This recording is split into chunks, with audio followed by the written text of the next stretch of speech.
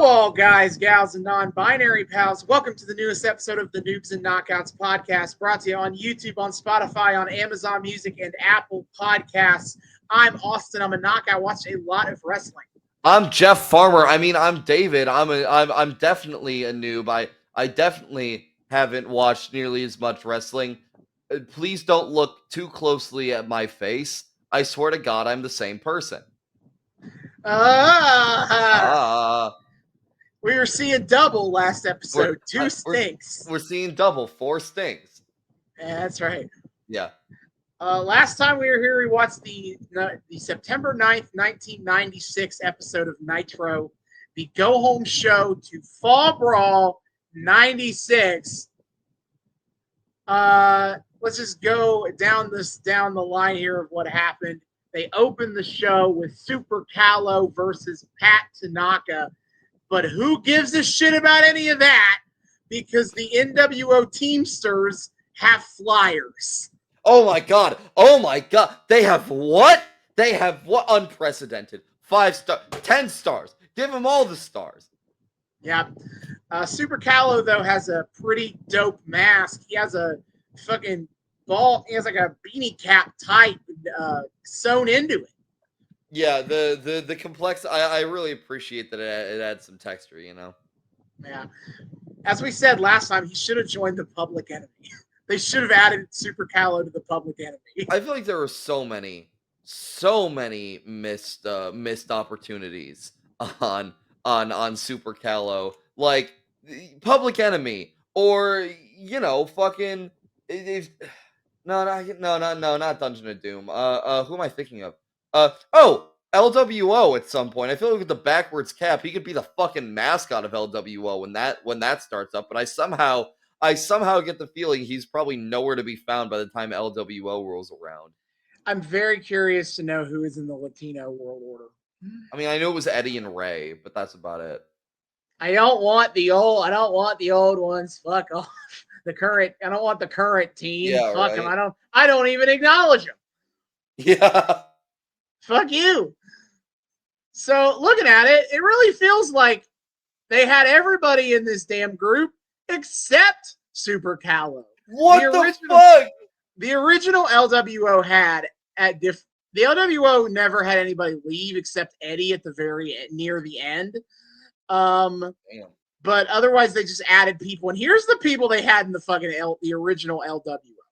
Eddie Guerrero, Hector Garza, Damien, El Dandy, Psychosis, La Parca, Spider, Rey Mysterio Jr., Juventud Guerrera, Cyclope, Silver King, and Villano 5. Villano 5? What happened to 1 through 4? They're also part of the Villano family. Okay, it's a lineage. Okay, well it is fine. A lineage where every new one they just add a new number. I don't think I've ever seen them reach a 5 before in Lucha families, so that's impressive. I appreciate that. But okay, yeah, they added every Mexican wrestler they had except Super Callow. LWO with an asterisk next to it, not including Super Callow. Yeah, like Super Callow could have been a Dudley boy, if he jumped over to the Fed with that backwards cap. Oh, babe, missed opportunities, people. Come on now. One time, Big Dick Dudley had an affair in Mexico. Yeah, out came Super Callow Dudley. Big Dick Dudley. Big Daddy Dudley had an affair. No. Big Dick Dudley. Big Dick Dudley is far better. No, because we gotta keep. No, we have to do the Daddy Dudley. We gotta keep the lore. Yeah, but it's also the lore that he just fucked all over the world. So I feel like Big Dick Dudley is actually extremely appropriate. But I'm pretty sure there is a Big Dick Dudley, so that we can't use that one. That's lame. Maybe he's a junior. That would be funny. All right, now I got to look up who all the Dudley brothers. Yeah, we love distractions. The Dudley brothers were Big Dick Dudley, Bubba Ray Dudley. His original gimmick was he had a stutter. That's why he's Bubba. Actually, I think WWE added that one. Originally, I think he was Bubba Ray because he was a hick. Yeah. And then WWE added him as a stutter guy. Chubby Dudley, I wonder what his gimmick is. Jesus Christ. Dances with Dudley. That's Oh the my Native American one. God. Dudley. I think he's the OG. Fuck. Oh God, what is this? They're doing a thing. Oh, what am I thinking of? Oh, fuck. Ah, shit. Devon Dudley, Sign Guy Dudley, Little Spike Dudley, and Snot Dudley. See, no Big Dick Dudley. Yeah, the first one I said was Big Dick sorry. Dudley. Oh, sorry. Okay, never mind. Damn it. He's a junior. All right. Sure. Big Dick Junior. Yes. Big Dick Dudley Jr. All right. So we had a backstage interview with Gene Okerlund talking to Rick Steiner, who was like, I hit Lex Luger, B.E. I saw it. You saw it, Gene. He did not, first of all. And also, he sounded like a 5-year-old. Bro, yeah, absolutely filthy to do that to Rick Steiner. I don't know what the shit they were going for there. Mm-hmm. The first ever NWO t-shirt ad. Buy the shirt! And, of course, all proceeds will go to the Ric Flair Retirement Fund. Based. Correct. Glacier debuted on WCW Pro. Drives me up the wall. Oh yeah, he is here, but he's on Saturday night and no one gives a shit. Da.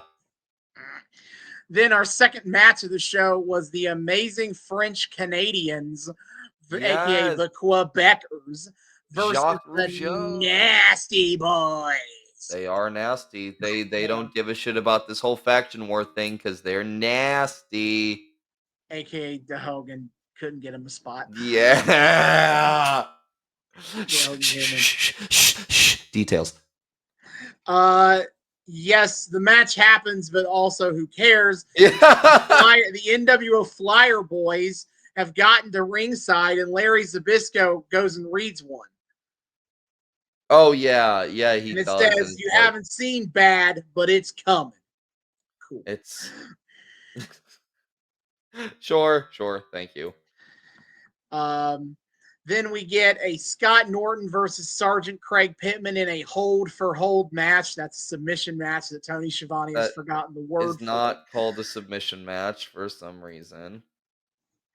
Scott Norton. The whole idea is because Scott Norton is facing one of Pittman's stablemates, Ice Train, at Fall Brawl in a submission match. So Pittman's supposed to be, loose, wearing him down a little bit, easing and making him, warming him up.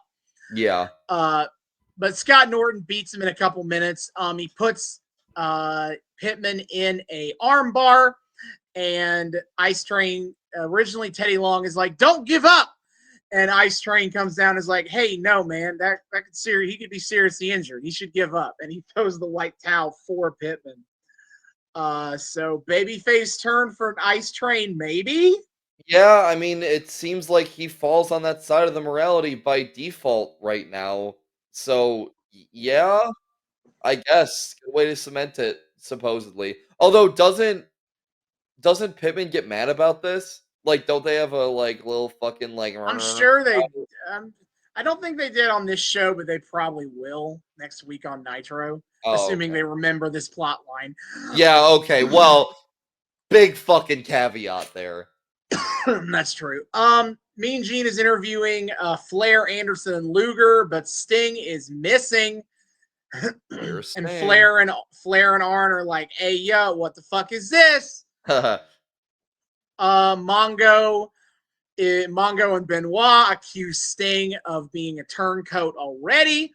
Arn says that you should have tried to blind me with battery acid because that's what I would do in your place. To the NWO. Then our next match, Juventud Guerrera versus Joe Gomez. A sloppy fucking match.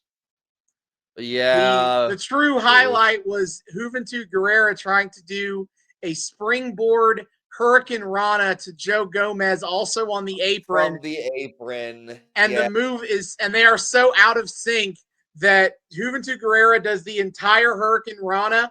Then Joe Gomez jumps over the apron. Oh yeah, there's a solid like couple seconds of Joe Gomez's fucking brain buffering on that one. Jesus Christ. But Hoovy got the dub. And also, but who cares? Because we have more NWO shit. Well, before that, Gene Okerlund wants to talk to Nick Patrick about Yeah, why he DQ'd. we have more NWO shit. That's fair. He asked Nick Patrick why he DQ'd Lex for lightly bumping him 15 seconds into the match last week. And Nick Patrick is like, puppet, no, you're the puppet. You almost said Neil Patrick Harris. Incredible. I almost did. Incredible. Nick Patrick says, no puppet, you're the puppet. And Gene Okerlund says, that sounds like something O.J. Simpson would say. Hey. But then, yes, we go back to the parking lot where the actual New World Order are now hanging around and passing out flyers in the rain. And Ted DiBiase is standing outside of a limo talking to a mystery person in the car. Who could it be? Don't change the channel to Raw! Please! Speaking of don't change the channel to Raw, hey, actually, a match between actually like two like big main event Rick guys. Steiner and Lex Luger. And after about 2 minutes of them doing fuck all, we're gonna set off a metric ton of pyro above them. Poo, poo, poo, poo, poo, hour 2, poo, poo, poo, poo, poo, poo, poo. While they're in the ring. Yep, who cares? Fuck you. Bro. And then they're in the middle of the match. But in the middle, before Lex Luger can put on the torture rack and get the dub, Nick Patrick runs to ringside and tells Luger he's got to get to the parking lot. So he runs off, and Rick Steiner wins by countout. And we go back to the parking lot, and Ted DiBiase is talking to the mystery person in the limo, and it sounds like Sting, 80-yard into the scene. But Sting is in the limo. Okay, so didn't you say in kayfabe this is like cobbled together audio of him from somewhere else? It is. It is a soundbite from like a year or so before. Okay. So I want to know. It was talking about how he can't trust Luger. I want to know if anyone like who watched it live caught that. Like, if there's someone that just so happened to have that specific moment live rent-free in their head, and they went, hey, wait a minute. I feel like either Meltzer did or somebody on Meltzer's boards. I guess if they had, I'm sure they would.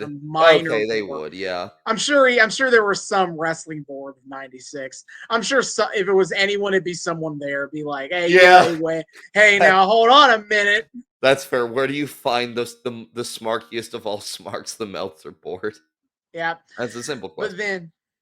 But then Lex Luger comes out and he confronts DiBiase about where Sting is, and then Sting allegedly pops out of the limo and starts beating down Luger. Now, we talked about this last week, especially in the rain.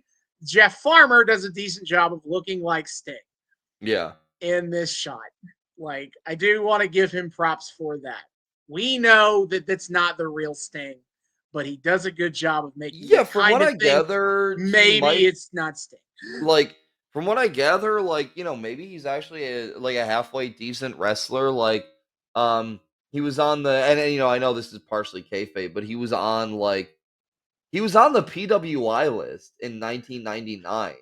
Yeah. And even if that's kayfabe, I have to imagine you like, you're not in the position to like be somewhere on there without being like, Yeah, I mean, the PWI list is kayfabe, but also super shitty wrestlers, unless they are big, giant spectacle wrestlers, don't get booked well enough to get on the PWI list if they suck. Correct.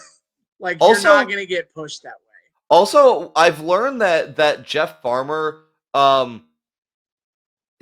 he retired from wrestling in 2020, but wasn't super active from after he left WC Dub until then. In the intervening time, a little before his retirement, he apparently like went into academia and is was doing like research work on like some kind of medicinal So somewhere in the field of medicine, and that's and apparently his brother was like a PhD. So like, damn, dude's like, dude, we got a Mr. Smarty Pants over here. Good for him. He studied the tapes of Sting. Ah ha ha ha ha. Yeah. So I also have this thought of this is like, consider what kind of TVs were popular in 1996. Oh, like we're watching now in 2024 on high definition.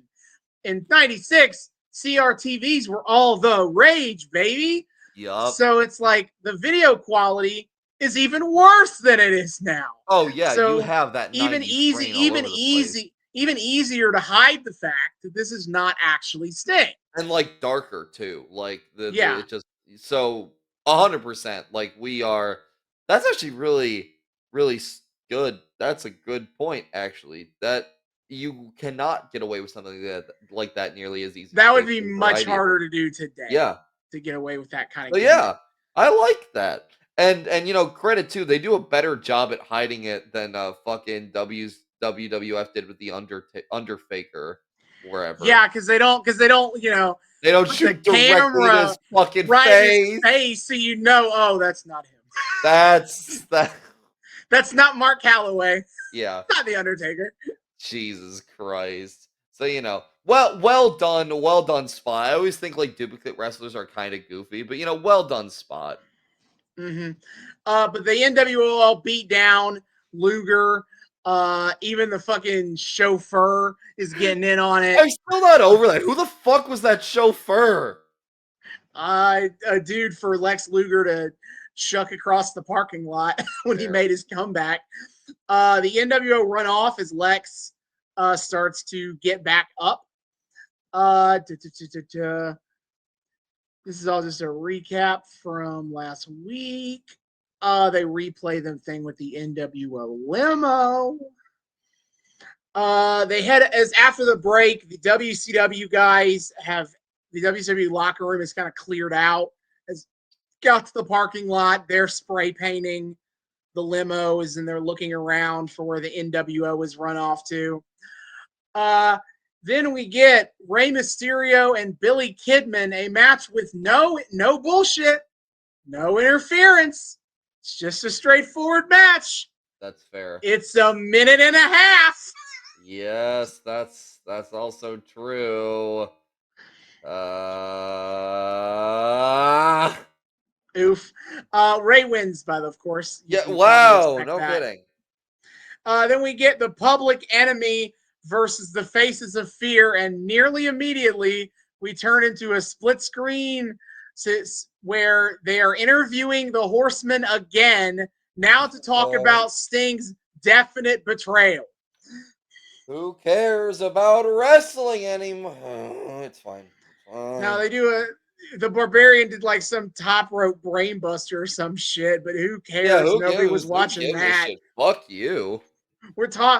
We need to watch Ric Flair rant about Sting being untrustworthy, which truly the funniest, most ironic part of this angle is the Four Horsemen and also Lex Luger. And Luger, a former Horseman, complaining about Sting being a traitor and untrustworthy. Like, you motherfuckers have betrayed Sting more times than I can count. And you're going to try to lecture him about it. The soul of Judas Iscariot that inhabits Lex Luger's body is like doing fucking backflips in disgust at what he's saying in the moment. Yeah. The Ming gets the Barbarians get the win though after the Public Enemy accidentally puts themselves through their own table spots. Oh my god. Yep. My first law of wrestling tables doesn't usually apply to teams whose gimmick is put teams through tables, but the Public Enemy are managing to pull that off. It's the gravitational pull of your first law is truly unavoidable. The Dudley Boy exception usually comes through, but not in this match. I feel like even the Dudley Boys have to probably at least once at some point, right? Like, yeah.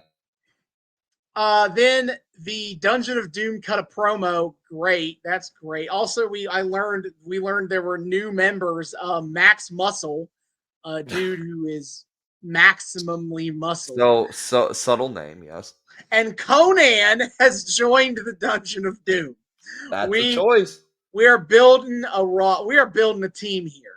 We got the Faces of Fear. We got Kevin Sullivan. We got Big Bubba. We got Hugh Morris. We got Max Muscle. We got Conan. What's the cohesive theme that ties us all together? Jabronis. That's what we Disappears into the are. background. But Big Bubba is still trying to create a feud with Glacier out of thin air. And of course, it's gonna go absolutely the fuck nowhere. It will go nowhere. We get this advertisement. This announcement has been paid for by the New World Order with all of their new members, DiBiase and the Giant. The most important part of it is that Scott Hall creates NWO for life. Yeah, that was fucking wild to see casually introduced. Which I had a realization too. That means they don't have the life in their theme music yet. No, they don't. Now, I wonder how many like fucking remixes they had to do of that goddamn theme over the years. Probably a lot. Probably a lot. Then we get our main event match of the evening: Randy Savage. So-called Randy Savage versus John Tenta. The former Earthquake. I think I talked about this last time, but this was a stereotypical Randy Savage doesn't care match. Yeah. Because the structure of the match is very simple. Where Randy Savage just gets beaten up for a couple minutes, and then he just starts no-selling you, and then hits his big moves, and he wins. Except we have a second post-match interruption to run to the back. Match interruption. A mid-match interruption has hit the Nitro. No. Teddy Long comes out and says to Randy Savage, "You gotta come to the back." And they come to the back, and they have found the NWO. The NWO are driving off, and whoopity fucking do. And then the Four Horsemen go to the announce table. They take over, and they just shit talk the New World Order. And that is that. Yep. So tonight we're watching again Fall Brawl. So let's summarize the Fall Brawl 96 card. From bottom to top, it is Diamond Dallas Page versus Chavo Guerrero. They just did a recap video of this feud last time. Yep. But it is very amusing where DDP is trying to assault the Guerrero family, but the crowd is really learning that it's fun to like put your hands in a diamond shape and go bang. So DDP is turning babyface very soon. Fire and Ice explode again as Ice Train versus Scott Norton in a submission match. Conan defends his AAA heavyweight championship against Juventud Guerrera. Yes, he does. Chris Benoit will be facing newcomer Chris Jericho, who is off to a 2-0 start here in WCW, most significantly having beaten the ace of the division, Dean Malenko, in only his second match on Nitro. Oh yeah, fuck. So this is exciting. Rey Mysterio Jr. defending the Cruiserweight Championship against Super Calo. That should be an absolute banger. Yeah, if they actually let it run anything. I mean, it's a pay-per-view, so they let matches run longer. That's then the Harlem Heat, who are the tag champions Harlem and have Heat 2 2000 different managers. So they got so many interference spots. Yes. Oh yeah. No, sorry, this isn't broken up Harlem Heat yet. That's later. No, this That's is still Harlem Heat Booker T and 2000. T. Yep. Yeah, that's Harlem Heat 2000. This is they have both Sherry Martel and Colonel Robert Parker as their managers. Yeah, they do. Because Sherry and Robert Parker are married. They got married in Vegas. It's fucking crazy. All right, and they are defending the titles against the Nasty Boys. Oh God, please. Who got a tag title match because they're nasty. Because they're nasty. Apparently, nastiness is just able to break any kind of like plot logic. Who'd have thunk? And then the Giant versus Randy Savage, as originally this feud was about 2 guys blaming each other for why the title is now in why the NWO has the world title in their possession now, except now the Giant has turned heel and joined the NWO. So now it's just NWO versus WCW in a singles match. Cool. And then, of course, in the War Games match, it will be the NWO, Hollywood Hogan, Scott Hall, Kevin Nash, Sting, versus Team WCW, Lex Luger, Ric Flair, Arn Anderson, and now we don't know because Sting was supposed to be on Team WCW. Yeah, and Sting? And Sting, Again. Yep, so the tagline of this show apparently was, "Want to play with the big boys in a cage?" Ah, I see. Sexy. Aha. Wink. Hot. Steamy. Yeah. So if you'd like to watch along with us, head on over to Peacock. WWE has all of their content licensed out onto that streaming service, including every WCW pay-per-view. And when we return, we will be discussing Fall Brawl 96 War Games. Hell yeah.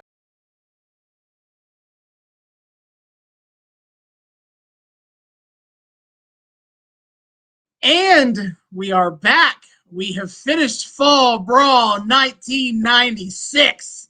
We are back. We are right back. If you're watching, we have been brawling so long, it's not fall anymore. We've been brawling so long that my hair just got randomly a lot longer. Yeah. Yes. Tonight we watched Fall Brawl 96. I'm curious David's thoughts because he didn't see. I don't think he liked it as much. Thought. You go. There was just, to me, there were 2 halves of this show. One that was like, the front half of this show was a ton of fun. The back end of the show dropped off real fucking quick for me. By the time we got to the last like 2 or 3 matches, oh brother. Oh, yeah, so I was not a fan of the back end of this card. I feel like, for me, Fall Brawl 96 was a solid B grade paper in that there is like 1 or 2 matches I don't love very much, but I also didn't think they were abominably terrible. But there was one I was pretty offended by. I'm curious which one, to be honest. I feel like the front half wasn't as good as I hoped. It was like decent, but it never hit the next gear for me. And the story stuff is the story stuff. It's not the story stuff, I think, in the main event is kind of the takeaway of the show. It is important, and I wouldn't even say it's totally terrible, but this whole arc, I think I'm already seeing, is going to be making every single babyface in WCW that isn't Sting look stupid, like assholes, or both. Yes. Yeah, okay. We'll get when we talk about the main event. Like spoilers now. I was not a fan of the main event at a didn't number of really levels. like. I was not a fan of the main event. I didn't really care for War Games either. And when you fuck up War Games on the War Games pay-per-view, I'm It's not a sorry, great that sign. kind of ruins the fucking experience for me. No. But anyway, we Ah, start the show. We start the show with a video package detailing everything that's fucking happened since Bash at the Beach, or even and before then, even specifically since you for the want a NWO war. storyline. They recap the NWO thing. We get the clips of the giant turning. We get the clips of Sting betraying us all, or whatever is allegedly happening here. One thing I do want to shout out, this is very random, but one thing I do want to shout out from this video package, which I thought was kind of neat. So they include the clip of them spray painting the yellow stripe down Randy Savage's back, and uh, they make everything black and white except for the yellow stripe. That was neat. And then later on, they have Hogan spray painting the camera. I think at Hog Wild. Was that later? Yeah, Was that I think it was probably Hog Wild because that was the first time they did the spray paint gimmick at okay? all. But anyway, They probably did it smear. They kept the smear of that paint like on the frame, on the screen for the rest of for all the rest of the clips. So I thought that was kind of a neat little. It set the atmosphere very well. It got me going, the NWO is already getting a little stupid, but I'm hyped for War Games. I feel like if NWO they is still a do, good storyline. All right, yeah, it's it's still a starting to get a good, little engaging squirrely. storyline. It's starting to get a little squirrely, but we're at War Games. This is a cool moment to have This in is your the big first. invasion This storyline. It's not technically the first time we've seen the NWO versus WCW because technically that was Bash at the Beach. Bash at the Beach. But this is the first time we're getting like the NWO as we think of it. Hall, Nash, Hogan, plus you will see, versus like WCW's best. Like this, Yeah, this is a war. This feels like the first real battle in the war. and they're doing it in fucking War Games. So it set up the atmosphere very well. It got me which was hyped. invented to be the match where all of your top baby faces Avengers assemble to beat up the heels of the day. Originally it was the Horsemen, now it's the NWO. I know, and now the Horsemen have become the top baby faces, which to an extent, which is crazy. They keep their win-loss spread. They keep same results in War Games for the Horsemen though. Babyface or Yeah, heel. I looked yeah. this up out of curiosity. I was gonna bring it up later, but you need to keep in mind the reason there's so many of these matches on record is because originally War Games was a house show loop gimmick as part of the Great American Bash Tour. Oh, It wasn't even originally a pay-per-view gimmick. It was a that's house show loop. crazy. In Ric Flair's record in War Games matches coming into this show is like 0-16. Brother. The Four Horsemen never won a single War Games. Brother. Oh no. Flair's cursed on War Games. No. Yeah. That's unfortunate. So That's really keep that in unfortunate. mind is that the Four Horsemen fucking suck at War Games. Yeah, clearly we'll get there. Commentary team tonight is Dusty, Brain, and Tony. Absolutely goated lineup. I'll give more credit to Dusty in the Mike Tenay matches, but I really enjoyed Dusty Rhodes on commentary. I think Dusty Rhodes gets kind of a reputation of not being a particularly good commentator. He's not fondly remembered as a commentator, and I don't remember a lot about his work the last time we were in WCW, but I liked him a lot on this show. Yeah, right. He was fun and engaging and helped sell the storyline well. I don't know, it worked well, and I mean Shivani and Brain are able to kind of fill in the gaps that Dusty leaves exceedingly well. I mean, Brain and Shivani on commentary together are just tremendous. Their work is great. Yeah. According to Brain, the guys in the back are taking bets that this is the NWO's last pay-per-view. God, one could dream. Oh, One could only brother. dream. That's so funny of a thought of like these guys come into this company as this invading takeover force, but they lose exactly one match and that's it. They're done forever. Exactly. Exactly. And nobody's huffing copium. It's fine. That makes perfect sense to me. Also, Yeah. as part of the recap of the NWO story, we see the week we didn't watch in this arc, the week between what we did watch and Fall Brawl right now, with Yeah. NWO like fucking up Luger's car. Man, they Oh, couldn't that they wasn't picked. on Nitro. That was on a Saturday night. That was on Oh, WCW Saturday night. pardon me. But either way, they fucking like they they got the cheapest junker off the nearest secondhand lot and called it Luger's car, brother. It was they Yeah. said this is Lex Luger's car, and I looked at it and I just went, I no, don't think so. I don't think that's true. that is a Uh, lie. the, the You are thing I lying to immediately my face. noticed, the thing I immediately noticed is that the NWO in this clip is Hall, Nash, and the Giant. Hogan is not working WCW Saturday night, dude. Brother, the fucking the it's crazy to get Hogan on your big invading force, but have it be Hogan and have him not want to work any of the like minor shows. He's got limited dates, brother. You're gonna have to pay I me more if know. you want me to You wrestle could on have even if you like want me to show up on Saturday night, dude. God, you could have even like worked that into a story, but it's Hogan, so no, you can't. You don't dare lampshade the fact that he's a lazy fucking bastard who doesn't want to work smaller shows. God fuck. But yes, Yeah. whatever. It's time for our opening bout, which honestly, off the bat, may have been my favorite match of this show. Ooh, Da da Chavo! da Except make it rock da and roll. da da I don't da remember da. what the fuck. I don't remember how to do the fake smells like Teen Spirit.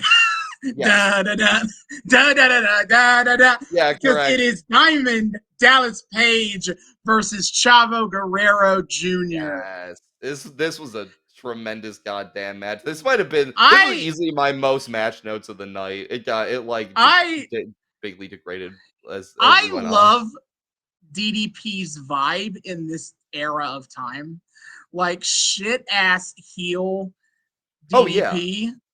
Dude comes out smoking an actual cigar to Hmm. matches and being a total asshole because a fan tries to go for the high five. He goes, "Oh, too slow at him," and yet he throws his hands up like this and goes bang.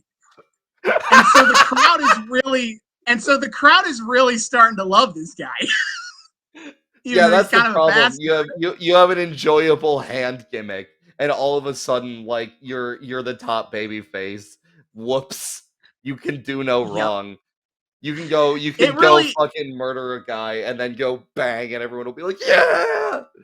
I mean, that was Pentagon Jr. whole thing, right? He's out That's here breaking true. people's arms and shit, but he goes But then he Cerro says Cero Miedo, Miedo. and you're like, Oh yeah, fuck, we love this guy. yeah. Yeah, no, but like DDP is crazy. DDP is like the quintessential heel, but he's like forced with a gun to his head by the whole crowd to turn babyface because he's too enjoyable. He's So it's too goddamn cool. I know. So it's really fun to see the era where he actually got away with being like a super detestable heel because he rocks at it. He feels so natural. He does so good with just the blatant asshole gimmick. He's Mhm. tremendous. He's tremendous in his entrance and he's tremendous throughout this whole match. And this whole match fucking slaps. I didn't get like every single beat, nor should we. If you That's want to fine. watch the match, go watch it yourself. But like so many fucking cool spots. Chavo was going crazy. DDP knew exactly how to work with him. Something that the Yeah. first thing that really caught my eye, Chavo hits DDP with kick drop or twin drop kicks that, and I guess this is a signature move of Chavo's, pushes DDP into getting horizontally trapped between the top and middle rope. And then Mm-hmm. Chavo drop kicks him again to the outside. Then Chavo grabs the top rope, flips over it, and hits DDP below. That was Yeah. insane.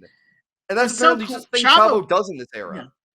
Yeah. Yeah. Chavo starts off with that babyface fire. He starts out the match hot, Oh kicking the my shit out god. of DDP. Because remember, this is a grudge match. The story of this match is that Diamond Dallas Page won the Battle Bowl Diamond Ring, and Eddie Guerrero beat him in a match for it, and he has been exceedingly unnormal about it ever since.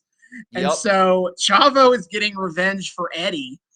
And so he's just wanting to beat the shit out of DDP. They talk about that in the commentaries. It's like Chavo only kind of half cares about actually winning this match. He just wants to hurt DDP for hurting his uncle. And they play that well within the match too. Like there's a point where Chavo just fucking whips DDP with a belt, like the baby face doing a weapon spot like that, just because he wants to fucking kill this guy. He dared to fuck with Uncle Eddie. It's not. It is not okay. Like they play that really well. There's after that, Chavo. I think this is back in the ring. Splashes over the top rope onto DDP, crossbody into an arm drag, and then puts DDP in an arm hold, which I didn't know, like, young cruiserweight babyface Chavo did that. That was neat. Again, wanting to kind of, like, really legitimately hurt this guy. I also noticed in the back, there were two dudes on the steps, I think, like, coming into the arena, cosplaying as Flair and Razor Ramon. Like, it didn't look like current Scott Hall. It looked like Razor Ramon Scott Hall. Look, he doesn't have a red and black jacket in his closet, so he had to work with what he had available. Chico, I mean, he still fucking talks like that. He is on his way out of talking like that, but yes, he's still a little bit. I mean, but he never gives up a yo. Like he will always say that for the rest of time. That's fair. But yeah, like I swear to God, dude had like the chains and maybe even the purple. I can't remember. I don't know exactly, but it was like it was not Outsiders Hall is the point. So I don't know. That was kind of a funny choice. Again, yeah, didn't have the red and black in his closet. Sorry, you got to do what you got to do. Dusty talking about how much Chavo's just trying to hurt DDP in this match, trying to, maybe push him toward a submission. And Dusty mentions, or someone mentions something about like trying to say uncle. And Dusty goes, you know what uncle means? And Brain goes, yeah, it means the opposite of aunt. Thank you. Thanks, Brain. Thanks, Brain. I performatively sigh. I do, of all of the of all of the like annoying heel commentators in the biz, Brain is one of the best, and I do legitimately enjoy even his dumb like heel humor. Yeah. I feel like he got better in the later half of the show for me, but he was, he's still the Brain. Paige takes advantage of a missed drop kick by Chavo to kind of take advantage to get back in control of the match. As I think they try to lean into this idea of like Chavo is still very young. He's very inexperienced relative to, family business or not. He's inexperienced compared to DDP. DDP. Well, I mean, DDP's not all that inexperienced. He started wrestling in his like 30s. Okay, when did I want to know? I want to know who started when. Chavo started in '94, so that's already later than DDP. DDP started wrestling in 1979 is technically his first start, but he went out with a knee injury very soon afterwards. His real start in his career is in '88. Okay, that's earlier than I thought it was. Like in 1979, he tried to start a wrestling career, but he had a knee injury, didn't go anywhere. And then 1988 is when he hooked up with the AWA, and that's where his real career, as you think of it, started. Okay, that's fair.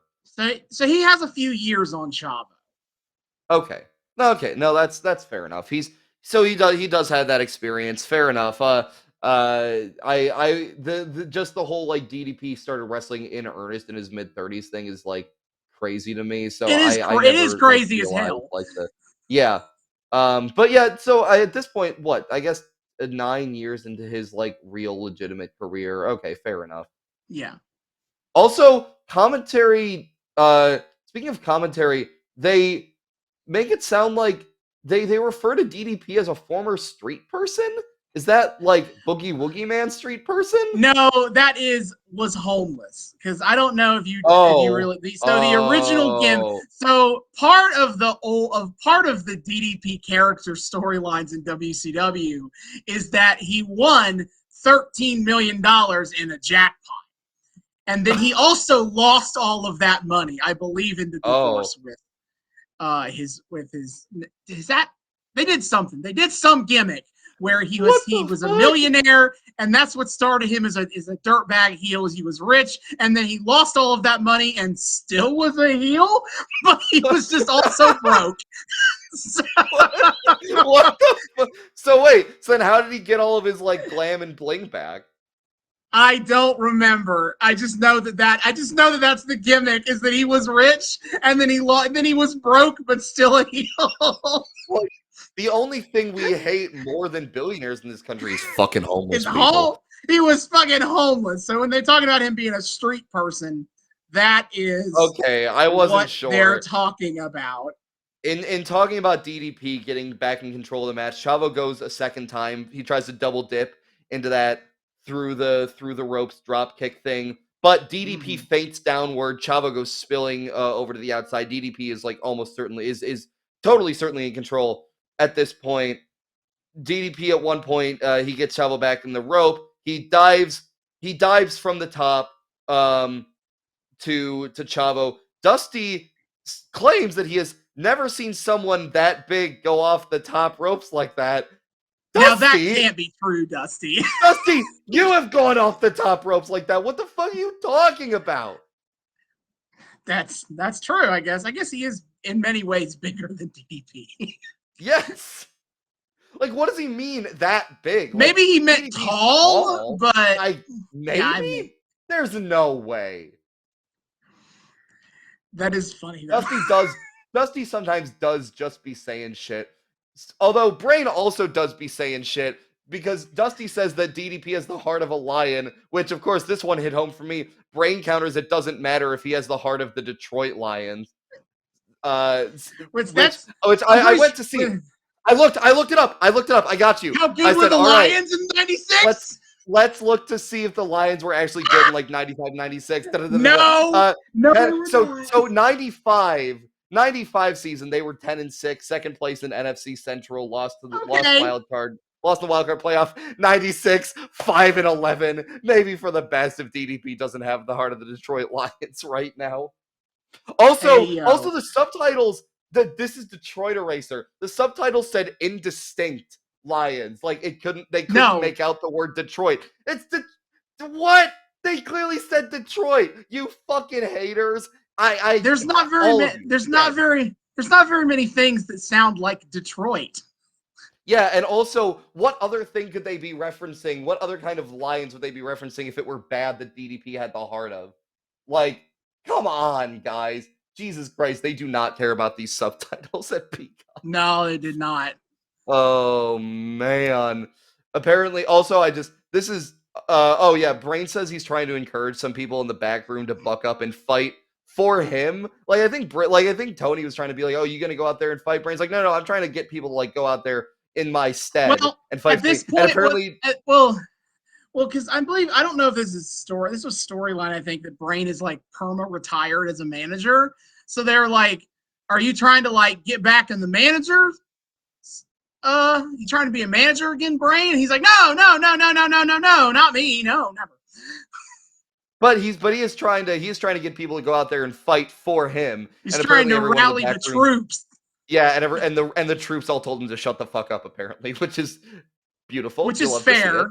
You know, he is a weasel. Fair. He's a little weaselly boy. Meanwhile, DDP fucking.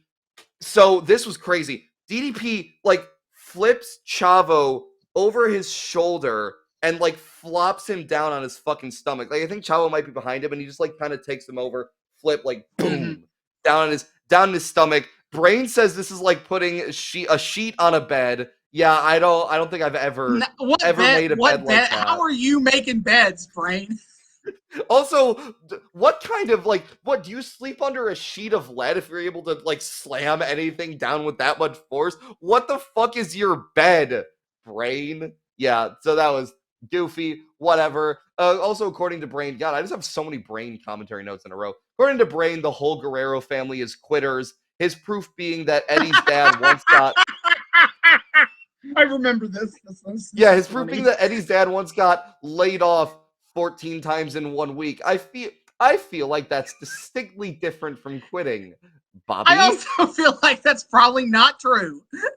That's also But yeah. I Well, first of all, that's almost certainly not true. But if you're lying about it, why are you saying laid off rather than quit 14 no, jobs in a week? that was so fucking funny. Him trying to be like they're all quitters, and they're like, Brain, who are you talking to? Nobody says this.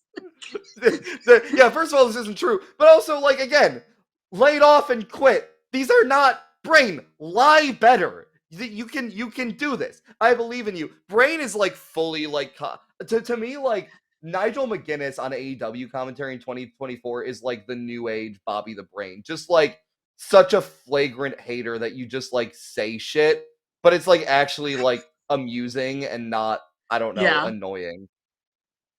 it's a tough line to walk because It really is. being the guy who always takes the heel side does somewhat require you to be obnoxious.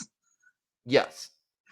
But you have So to be it's a fun. tough line to walk. But if you're funny about you're Yes. good. It works. Yeah, and if you have someone good to like bounce off, and hey, in both instances, they have Tony Schiavone to bounce off of. It's almost like Tony Yeah. Schiavone's a fucking goat. But obviously Brain with Gorilla too. Having Oh, someone to oh bounce off yeah. of when Oh he my was god. when Brain was being so obnoxious. There is Like that's no kind of the better. difference. It's like there's really like two different schools of thought of like heel commentators, one following the Jesse Ventura line and one following the Brain Heenan line. The Jesse Ventura line, you're trying to still kind of present yourself as like knowledgeable and fair-minded, just with a little more immoral perspective on things. Yeah. And the Bobby Heenan line, you were just blatant. You're blatantly just cheering for bad guys to be argumentative. You're Yeah, just yeah, cheering for bad guys and blatantly, just like just cuz. lying and speaking utter delusions to justify yourself and still think you're the good guy here. He was a master of it. Oh god, and there is no better like commentary team than Gorilla and Bobby. For that dynamic, those guys were Mm-hmm. oh my god. That's so fucking good. But yes, back to the actual match. DDP humps Chavo's face at one point. Like I think he had him in Yeah, the right. corner and just starts like humping his face. That was crazy. And then DDP chucks Chavo's whole ass into the other ring because again, so we're in War Games, so there are two rings set up for War Games. They're in the like the leftmost ring based on the camera, and so they're using that ring. DDP, yeah, just picks up Chavo, throws him into the other ring like it's nothing. That was crazy. Chavo's Yeah, just over here commentary. spamming. Oh, go for it. The commentary team was kind of like surprised to learn that this was legal because apparently in the past the referees have been a little more stringent of like your ring is the ring you wrestle in and wrestling in the other ring is essentially outside the ring Oh, and thus potentially a count out. These referees are playing it a little looser, probably for the luchadors' sakes. They're yes. playing a little looser with those kind of restrictions. So they just wrestle the rest of the match in the other ring. Yes, definitely. The we which is for the best. I like when they move over to the other Mm-hmm. rings sometimes. It is a lot more fun that way. And it was crazy to see him doing that. Chavo's over here spamming head scissors moves to try to make up the difference, which fair. Chavo is like insanely good at head scissors moves for some reason. Like he just pulls them off like effortlessly. So that's cool as hell. DDP hits Chavo with like a crazy fucking like whirling power bomb. Not only does he power bomb Chavo, but he like fucking spins him around, slamming Yeah, him down. Chavo gut kicks wrench out it too. swirling powerbomb, crazy. Yeah, Yeah. Chavo kicks out of 2, which is crazy. DDP signals for the diamond cutter, and then this is crazy too. Chavo tries to counter this into a backslide. He blocks it the first time. He blocks it the first time, and then DDP goes for another one. Chavo tries to block it again, go into a backslide pin, but DDP gets back Does in not control. work. Diamond cutter for the win. 1, 2, 3, Bang. Chavo. But like, man, what a good match. These two cooked. It was surprisingly really good. I don't think there's a surprise here. To me, I hear you put like DDP and Chavo Guerrero in the like mid 90s in a match together. To my mind, that is going to bang. I am not surprised at how well this turned out. Mm-hmm. Yeah, it's definitely one of the better matches on the show. It might be my favorite of the show, I think. I think one of the Lucha matches was just a little bit higher for me, but it's up there. Fair. Then Tony talks about WCW's answering fan questions on CompuServe, Harlem Heat, and featuring the Sherry. Harlem Heat. Harlem Heat, Sherry, and Colonel Parker are at the computers, and I'm sorry, I cannot fathom Colonel Robert Parker knowing how a computer works. This stupid Colonel Sanders motherfucker. This dude who looks like he runs a plantation in the 1850s does not know what fucking AOL is. I'm sorry. If I were on the AOL chat rooms back then, I would have requested specifically to speak with Colonel Robert Parker. All right, and then get me on the line with this man immediately. I want to talk to him specifically. Howdy, and yeehaw. Then we cut to a special report from Mean Gene Okerlund. Fun fact, this is the only appearance Mean Gene makes on this show because right now he doesn't have a contract with WCW. There is this weird period of time in the fall of '96 where Mean Gene's contract expired and they hadn't yet renewed it. They will renew it in November. So this bit was pre-taped, and so there we go. But other than that, no Mean Gene right now. No, but he's doing a special report on the attack. He basically recaps the entire NWO storyline again. The thing that I most noted is that they cut out the adjective joke. I also noticed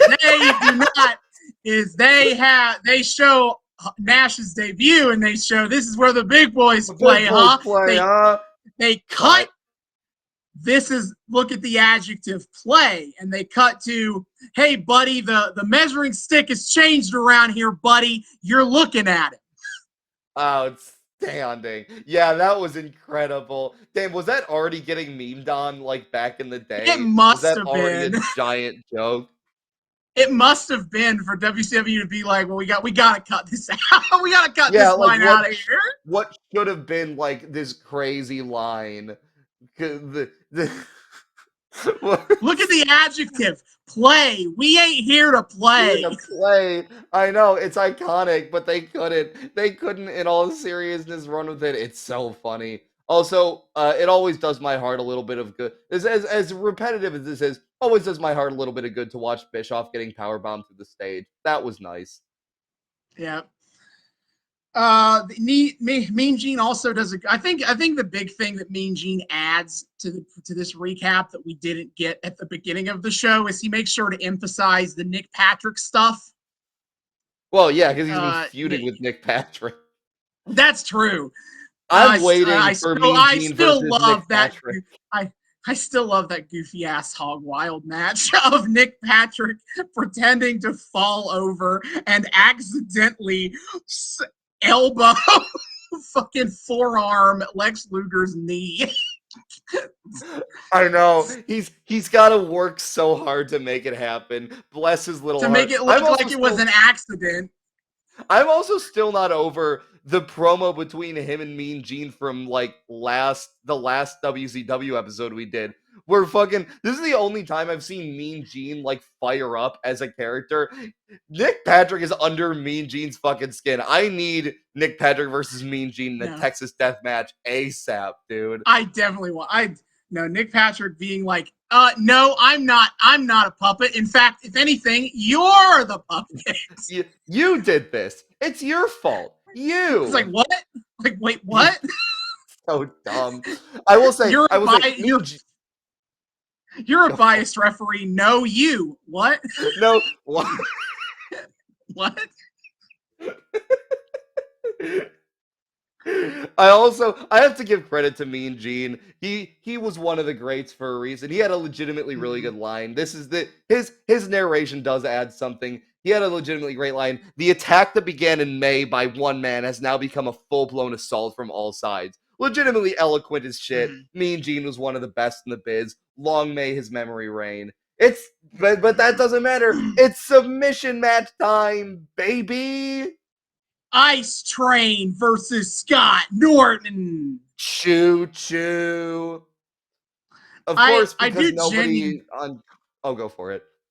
I was saying I do genuinely kind of enjoy the fact that we got two dudes who are built like refrigerators having a submission match. That's just Yeah. not that goes way against type for the kind of wrestlers aesthetically who like do submissions a lot and have these kind of matches with each other.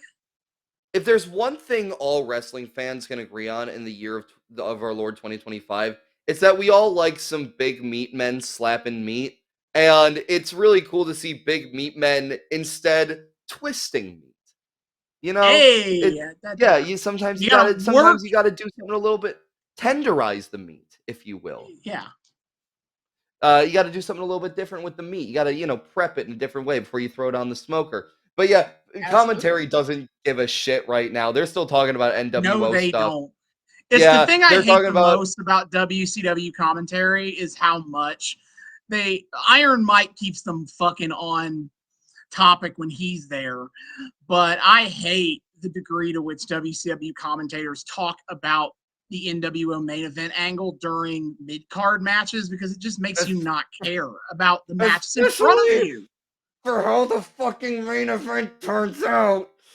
Uh, but yeah, well, thank God for Mike Tenay popping on later. But yeah, right now they're still talking about all this story shit, saying that if the NWO wins tonight, WCW will pay all the bills for the NWO, which Oh like yeah, the NWO's got this crazy ass demand list where like if we win, we get our own show, and you gotta buy all of our shit. which like okay, here's the thing. So it makes no sense why that would work because they still don't have anyone in a position of power, except it does make sense when you consider that Bischoff becomes like part of NWO, except it then shoots the moon back to not making sense because why the fuck would they need to make these demands in the first place if Bischoff was NWO? Like, why is Bischoff hiding himself? Like, it clearly wasn't the plan at this point that Bischoff was NWO because I feel like the story would have gotten played way differently if that were the case. No, I don't know when they made that choice, but like DiBiase fills the role that Bischoff fills within the narrative. Yeah, but The does NWO DiBiase right have now, any so it's like I power in don't. the back in kayfabe? No, he's just rich, which Yeah. tells you a lot. So why is But WCW agreeing to these demands? I don't know. I Oh my noted it god. as the first time we've hinted at the possibility of an NWO show. WCW will continue to flirt with the idea of that being a viable business option as the storyline keeps getting bigger and more popular. It never comes to fruition because they get an NWO pay-per-view and it fucking sucks. But don't worry, we will talk about that as part of this arc. So you Oh, don't we need to worry will? about that right now. Oh, yeah, Yeah, doesn't we it have do. a isn't it like the one that's like titled sold out and has like a shit buy rate or So something like that? S NWO sold out. That's right. Sold out with like a shit buy rate, right? Like wasn't it like They all I don't know how the first one did, but Dave Meltzer and everyone else who watched it fucking hated it because all yeah. of the matches were terrible because it was all NWO. What if every single match was NWO bullshit? Every Yep. single one. And it was just an NWO circle jerk. And yeah, the storyline was hot, but it wasn't that hot. It was not hot enough for Yeah. that. Yeah, and again, I'll give my thoughts on where the NWO storyline is at quality-wise at the end of this thing, but oh brother, they ran this thing into the fucking ground. But yeah, all But right, yeah, let's give a shit about Ice Train and Scott Norton. They deserve some I mean, I flowers. This is a pretty solid tried. match. It was I solid. Like it wasn't like great, I but like there was some cool shit. I don't know. I mean, I couldn't get super into it. It was just whatever to me. It was crazy super early on, like Scott Norton is running the ropes and Ice Train fucking leaps over him. That was insane. Dusty on commentary is trying to say ventriloquist and failing miserably, and so Brain and Tony just make fun of his whole ass for it. Ventriloquist. Yeah, And they're like, what was that? Ventila. Yeah, because they're talking Ventriloquist. about like you can't knock the other guy out because he can't say he quits if he's knocked out. And Dusty's like, no, unless he's a really good ventriloquist. And they're like, what are you talking? What did you say? Ventriloquist. Ventriloquist. Poor guys. Teddy Long early on is considering throwing in the towel again, like a But he bitch. does But the ref not. says he can't. The ref says he The cannot. ref says, "Get the fuck out." Brain Which says I don't Teddy know. has the. And Brain, like while this is happening, says that Teddy carries the towel around so he can shine his bald head. That's rude. It's good. It's good. Scott Norton at one point snatches Teddy Long into the ring, but Ice Train And he's gets doing the Scott into choke, like the terrible choke. And this gives Ice Train the opportunity to lock in the full Nelson, yes. and Scott gives up So in the Nelson. Was this the first ever tap out in wrestling? I didn't see him tap out. I thought I thought he verbally gave up. maybe I I'm must have missed it. wrong, but I thought If he physically no, because tapped that was out, the whole I point, missed. right? The whole point was Well, no, you have fuck. to. This they were operating under the assumption you got to verbally say it because that was the whole point about don't knock the other guy out. But if he physically tapped out, then I missed that. Let me see. I thought he verbally said he gave Um, submission match. Let's see. Let's see real quick. I can find it on YouTube. It's him in the full Nelson, and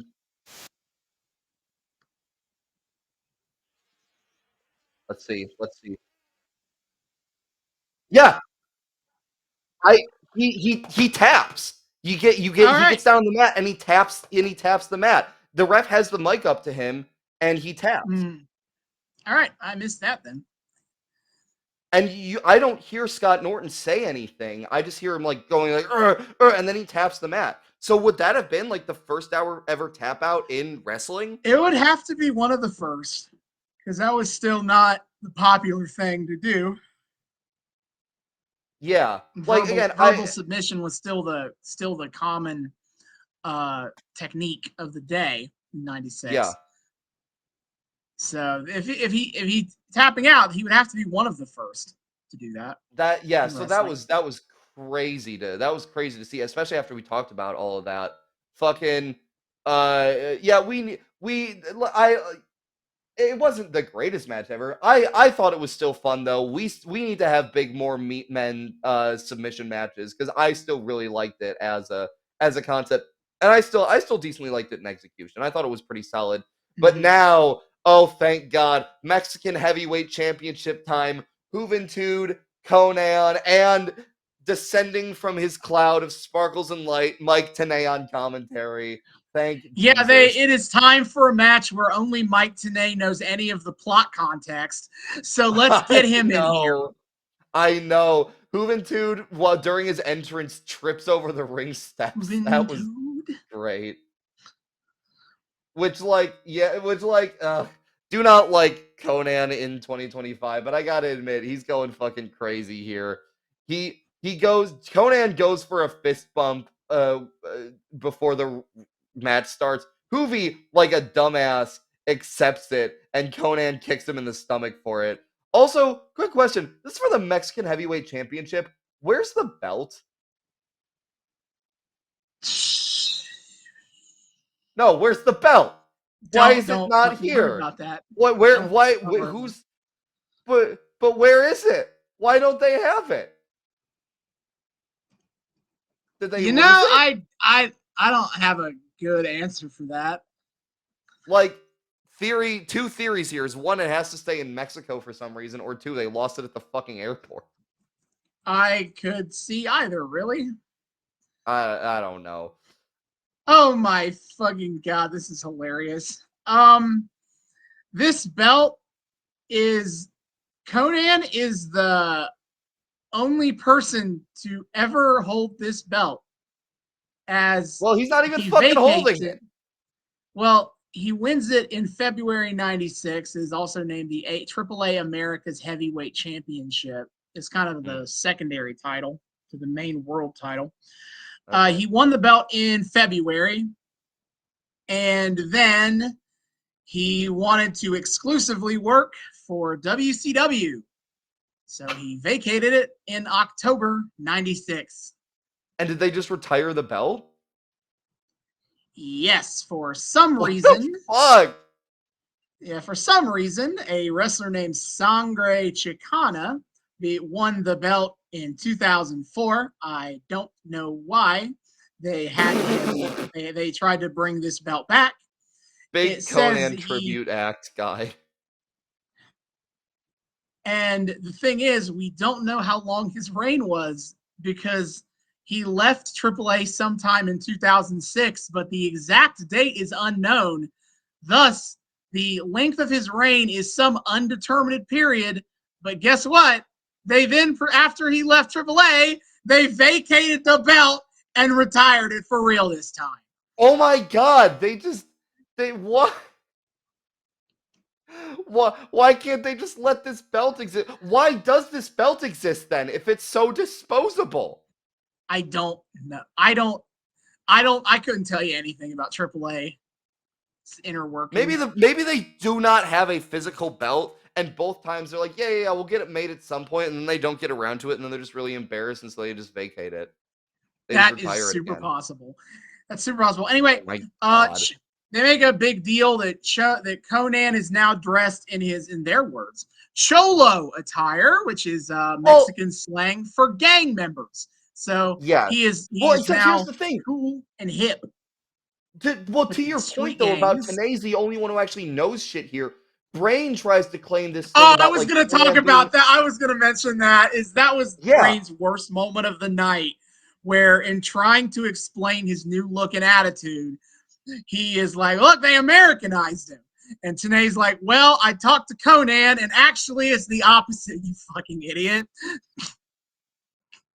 He's trying to like be in his Cholo era. Like it's absolutely insane how badly Brain fucks that up. It is beyond parody how Mike Tenay is the only one around here who actually like gives a shit about anything that's not happening in WCW. Yeah, I will. This is where I want to give credit to Dusty, though, is I think Dusty in both matches with Tenay does a really good job of trying to pick up what Tenay is putting down. He's trying to work off of the information Tenay is giving. An example is in this match. He talks about, he's like, Tenay, you know about the Mexican wrestling. What are they thinking down there about this match? They think Juventud has got a chance. Were they rooting for Juventud? And Tenay goes like, well, you admit Conan has the bigger wrestler. He's got more experience. He's the heavy favorite to win. Okay. So I think credit to Dusty. I think Dusty tries to like filter what Tenay is talking about into his brain to make it and be able to talk about it in a way that makes sense. And I think he gives more of an effort than Heenan does on that. Well, I mean, Heenan's not here to give a shit about that. Heenan's here to be Heenan. But yeah, he only half gives a shit about this gig to begin with. That's true. Love Heenan, but yeah, he's definitely like here WCW was his here to collect a paycheck era, and it got worse as the company got stupider. But even now, I don't think he cares that much about his. Well, yeah, but even like fucking Brain, like, in his, like, needs to pick up a paycheck era is still, like, he's still Bobby the Brain Heenan, and he's still, like, that good. So, like, he's Yep. not even, like, it's not even, like, egregiously awful, but, you know, this is not his time with Gorilla. He's, Yeah. he's he's here to do one thing, and then Mike Tenay shows up, and he's like, okay, whatever, nerd. I But feel yeah, like a good representation of what this match is like is in the opening seconds where the first moves of the match are Conan hitting a German suplex on Juventud Guerrera and dropping him on his head, and then proceeding to toss him fully out of the ring to ringside. yeah, bro, that was like whole ass straight over the ropes. Like, I thought the DDP thing in the last match was crazy, but this was even more fucked up. Just chucked to the concrete. Fuck you. But yeah, Conan's going off in this match. It's really good. And hey, speaking of what you said about we gave some leniency on the second ring thing for the sake of the luchadors. Juvi out here hops the top ropes of the second ring back into the first ring to spin kick Conan, and Conan stands there and takes it like a fucking dumbass because you know there's only so much he can do. Conan's selling leaves a lot to be desired. Yeah, You know, I understand And that lucha libre is a little bit different than American wrestling and that kind of thing. I also never feel more like Jim Cornette than watching Conan sell in the 90s. oh no. Holy shit, man. That's brutal. You're not wrong though. Yeah, Conan, there's a lot where Conan just kind of like stands there. Although this match, I will give him credit. Dude just stands there for spots so hard. True, although in this match, he does a better job at covering that up by virtue of like taking moments to like punish Hoovy. And I'll talk about that later. Where he's like his in-ring psychology does make up for that at times. It's still not great, but there were definitely multiple moments where I thought like Conan's looking like a fucking chump here, but then he like makes something out of it. So you know, there's that. We'll get to it as this match goes on. The also I learned that this match was originally supposed to be Conan versus Psychosis. They talk about that on commentary. So was Psychosis like shoot injured? Because they talk about him being injured. So, Was that for real? Okay. I think so, yeah. Okay. Let's see what else. Oh yeah, this was cool. Hoovy with a springboard from the barricade into a power bomb from Conan. This was one of those moments where I thought like Conan was standing there like a dumbass, and then but no, he like grabs Hoovy into the power bomb. That was crazy, and then it was a great moment where Conan celebrates getting that great move in on Hoovy, where he goes up to the camera and goes "Viva Mexico, Cabron!" and Jimmy Hart, the most American tries to motherfucker also ever, do it. follows him up. Arriba la raza! I was like, what? Get off of it. Get out of here. Get out of here, you weirdo. Oh, why are you attached to Conan? What is happening? Because he's in the Dungeon of Doom. Yeah, why? Which was a dumb idea, but whatever. Shout out to the lady in the front row who's going like absolutely feral for this match. She is down on her knees, screaming in Hoovy's face as he's up by the barricade to get the fuck back in the ring. Well, I'm glad somebody was. I feel like most WCW crowds, these people did not appreciate the cruiserweight action they had in front of them enough. Yeah, thank God for this one lady saving the vibe, like salvaging what there was of it, because like these guys were going nuts, and the crowd's like, where's Hulk Hogan? Where's Hulk Hogan? Where's Ric Flair? Like fuckers.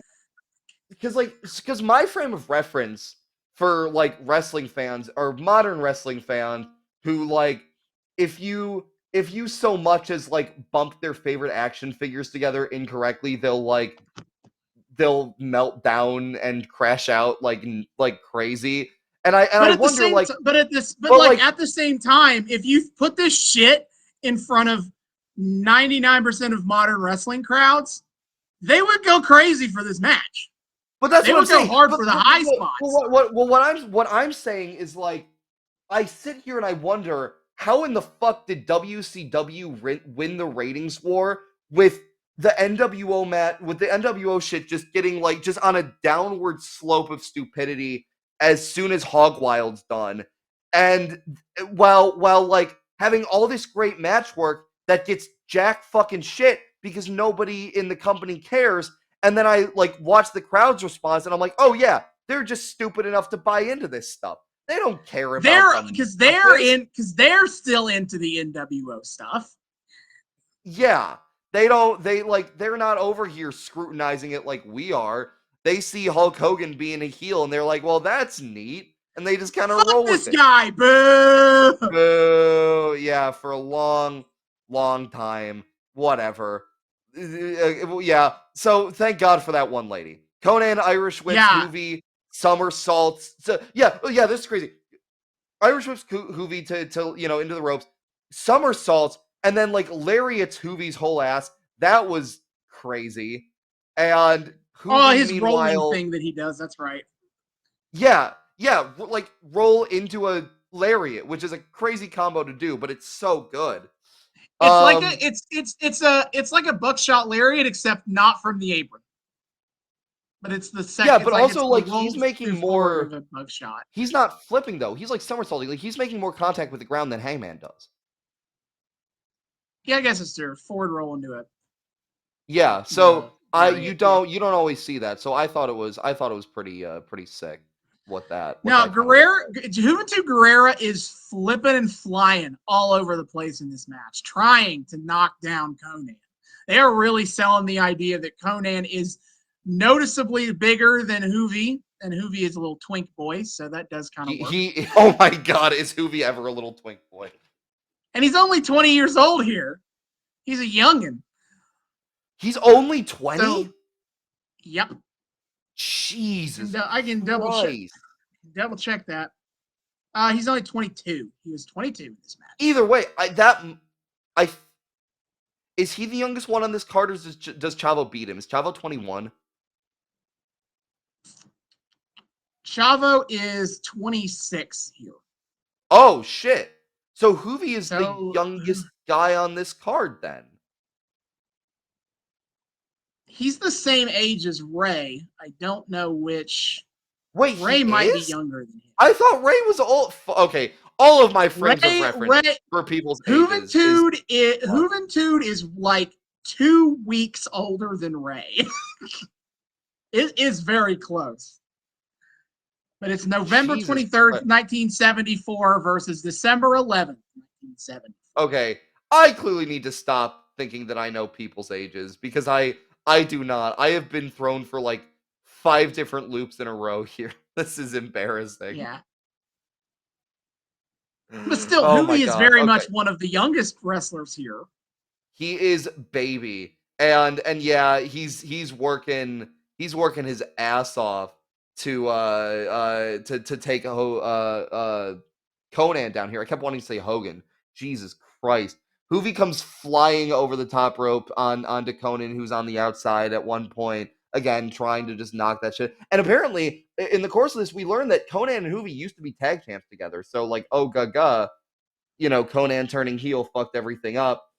And another great moment from Conan here in terms of, like, the in-ring psychology and the, like, I guess maybe not psychology, but, like, in terms of, like, the actual work that he's doing. Hoovy tries to moonsault Conan, kind of botches it. Tenay calls it out. It clearly wasn't it clearly was meant to go off well, but like he fucks it up, and Tenay, because he's Mike Tenay and he's awesome, he calls this out, and Conan like properly punishes him for it. Like Conan turns it into a spot, like he catches him and whips him when he does the moonsault, but he just barely grazes Conan. Yeah. So Conan's response to that was really good. Again, really, really strong match here. Also, they're clearly trying to set shit up. They're calling Tenay calling out Juventud as a potential threat to Rey Mysterio. So clearly trying to set some shit up there by making Hoovy look good in this match. Hoovy's trying to some reason. They are selling the idea that Juventud Guerrera, like, he is crazy resilient. Like he is getting He is. tossed the fuck around in this match, and he is still getting back up. He looks really good in this match. Conan, like putting him against Conan was a really good call here. Good for newly heel Conan to have an opponent like Hoovy to kind of like knock down. But like, man, they make Hoovy look good, and like they do set up, a good classic like bruiser versus cruiser dynamic here, where Conan's just like knocking his ass down because he's strong as shit, while Hoovy is like flipping all over the place and withstanding Conan's offense. This was a very well put together match as a stepping stone for both of them, while still being a really solid match in its own right. Yeah. The finishing sequence is wild as we get so Hoovy hits the ropes. Conan catches him in a variation of an Alabama slam. Wait, sorry. I got to go through a whole bunch of other random match notes real sorry, quick. Let me just go because I just got to just like the other match, I got to shout out some of these spots real quick because there are a lot of cool fucking spots here. So Hoovy for some reason decides it's a good idea to try to chop Conan. Which although they get off and then they try to he tries to get up and over Conan to backslide Conan off of the apron. Conan resists this and then drop kicks Hoovy off of the apron. That's great. So yeah, they're standing on the apron. He chops Conan, tries to backslide him off the apron, but Conan's like, nah, fuck you. Drop kicks Hoovy off the apron. Brain is this was just random, but for some reason, Brain says pussyfoot at one point in the fucking caption. Censor the pussy and pussyfoot. God damn it. Hulk Hogan was doing the censoring on these captions. Clearly, Jesus. Conan is according to P-foot. It was P-foot. Fuck. I think it was legitimately P-foot. It was crazy. Conan is, according to Mike Tenay, a TV stage and recording celebrity in Mexico. I looked this up. I don't know if that's actually true, but anything to build his mythos. I know that he was a pretty big star in wrestling in Mexico, but that, of course, does not mean he's, all that other TV shit. Stage and recording artist. Right. That's a little bit more than just being a big star in Lucha Libre. Yeah, seems a bit of a stretch. Juventud at one point has Conan stunned on the top turnbuckle, and then for some reason just backflips off of the top turnbuckle, and Conan drop kicks Hoovy for this, but then hits his own head on the way down. Both of these guys are dumbasses for that. Juventud with a springboard spin kick to Conan's back after this whole ass hold reversal sequence. So that was cool. Hoovy gets Conan between the ropes and does a flipping leg drop. That's flipping is not me using an expletive there. A flipping leg drop off the top rope, which is you're just showing off at this point. Okay, bro. Okay, yeah, but right, I see you. It's cool. Brain on commentary says Nick Patrick is calling this one surprisingly down the middle. Tony says this doesn't have anything to do with WCW NWO, so of course he is. And Dusty states how Nick Patrick doesn't want to deal with the international ramifications of fucking with a title like this. Hell yeah, man! You got to be afraid of the Mexican Lucha Libre. The Lucha Libre title that'll get retired within the year. But man, within the month, and I think about it, we're 2 weeks away from this thing getting retired. But Austin, it was retired. It was retired in October. But have you considered the ramifications? We're gonna do the ramifications, all right? I know all about ramifications, Daddy. When I grew up on a farm, well, he didn't grow up on a farm, but I thought ramifications on the farm all the time. They like to hook up with the sheepification.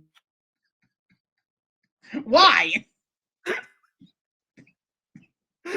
It's the Dusty Rhodes voice, man. I'm addicted to it. Sidebar. This is a complete sidebar. One of my favorite things has become whenever I play 2K with my brother, I like to do Dusty Rhodes on 2K24, and I'll like speak in the Dusty voice while like playing as him. My brother hates the Dusty voice for some reason. So I'm just sitting there like, oh, you gotta hit triangle a little faster there, baby. The American dream's about to turn this match into an American nightmare. And Pat's just going there, stop. I hate this. And I ask him why. He's like, I don't know. Just stop. It's beautiful. So I'm addicted to the Dusty voice and everything about it. But yes. So Conan, we're heading toward the end. Conan hits a nasty power bomb, which like he pulls Hoovy from the top rope into the power bomb and then like turns that into a bridge pin attempt, which is crazy. And That then was sick yes, as final hell. sequence. Yes, final The sequence. crowd Go should into have it. fucking popped for that because I did. I know. I popped for that. That was insane. Yeah, then we hit it's an Alabama slam, 2 count, kick out. Then he puts Guerrero up and hits a fucking muscle buster. Some Gory senior special setup. Joes. Is that just like so? Help me understand exactly like where the gory special starts and ends. Like calling it like a gory special setup to a muscle buster. Is that just a muscle buster? That's the thing that he does on the top rope where he like packaged him up and dropped him. That's Yeah. just the muscle buster. No, oh no, Like, no, oh that's no, Samoa sorry, not Joe. the muscle buster. That's not how he ends it though. No, he doesn't end it there because No, he does. because Okay, Guerrero cool. kicks out. Then because the finish is he gets Juventud up and he hits the power drop, which is basically like Yes. it's kind of like sort of like the Razor's Edge if you made it a power bomb.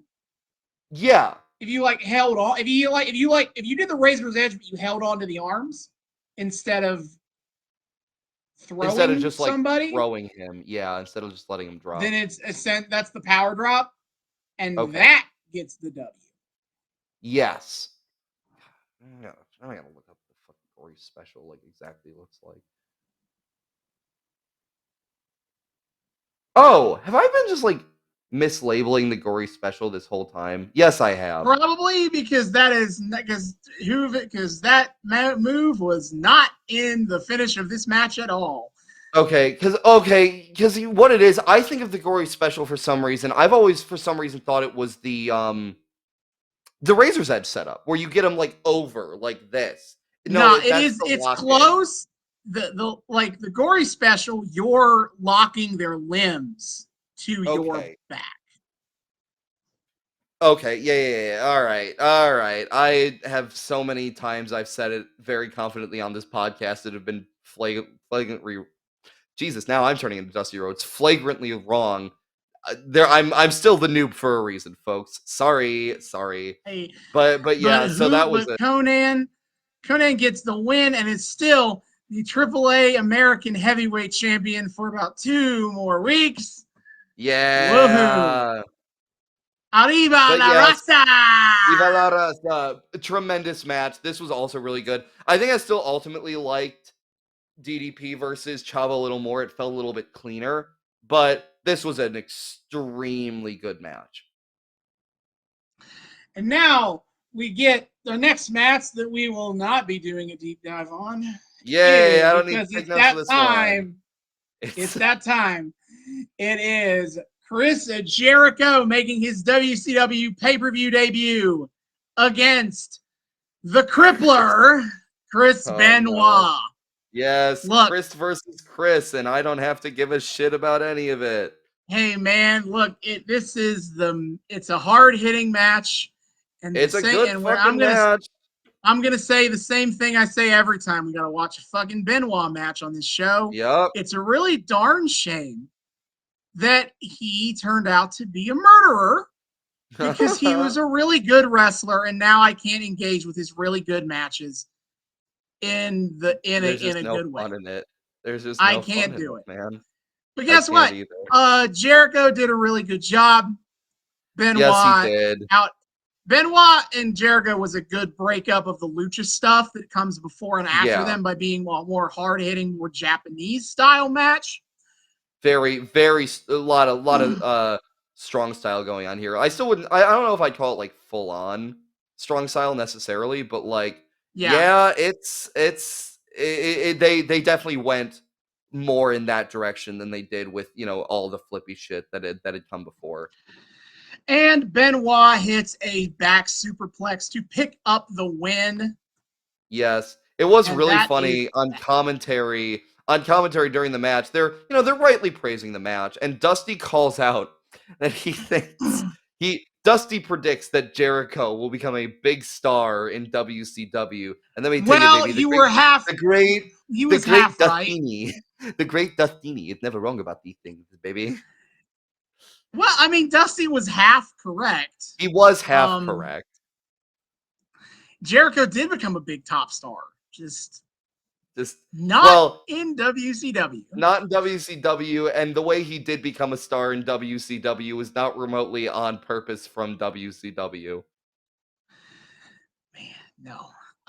What? Then we go ahead and continue on to our next match. This is this all no frills, all graps No portion frills, of our all grabs. programming here. Yeah, It true. is Again, the Lucha Boys have returned once more. Rey Mysterio Jr. defending his Cruiserweight Championship against Super Calo. It's time for a match that sounds precocious, which was really funny because I made that note, and then fucking Brain made the exact same Mary Poppins joke that I did. I'm too good.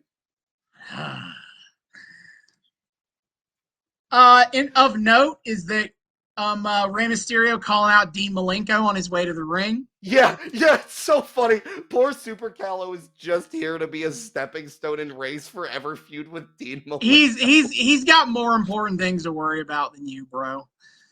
Yeah, Though I I think also that forgot.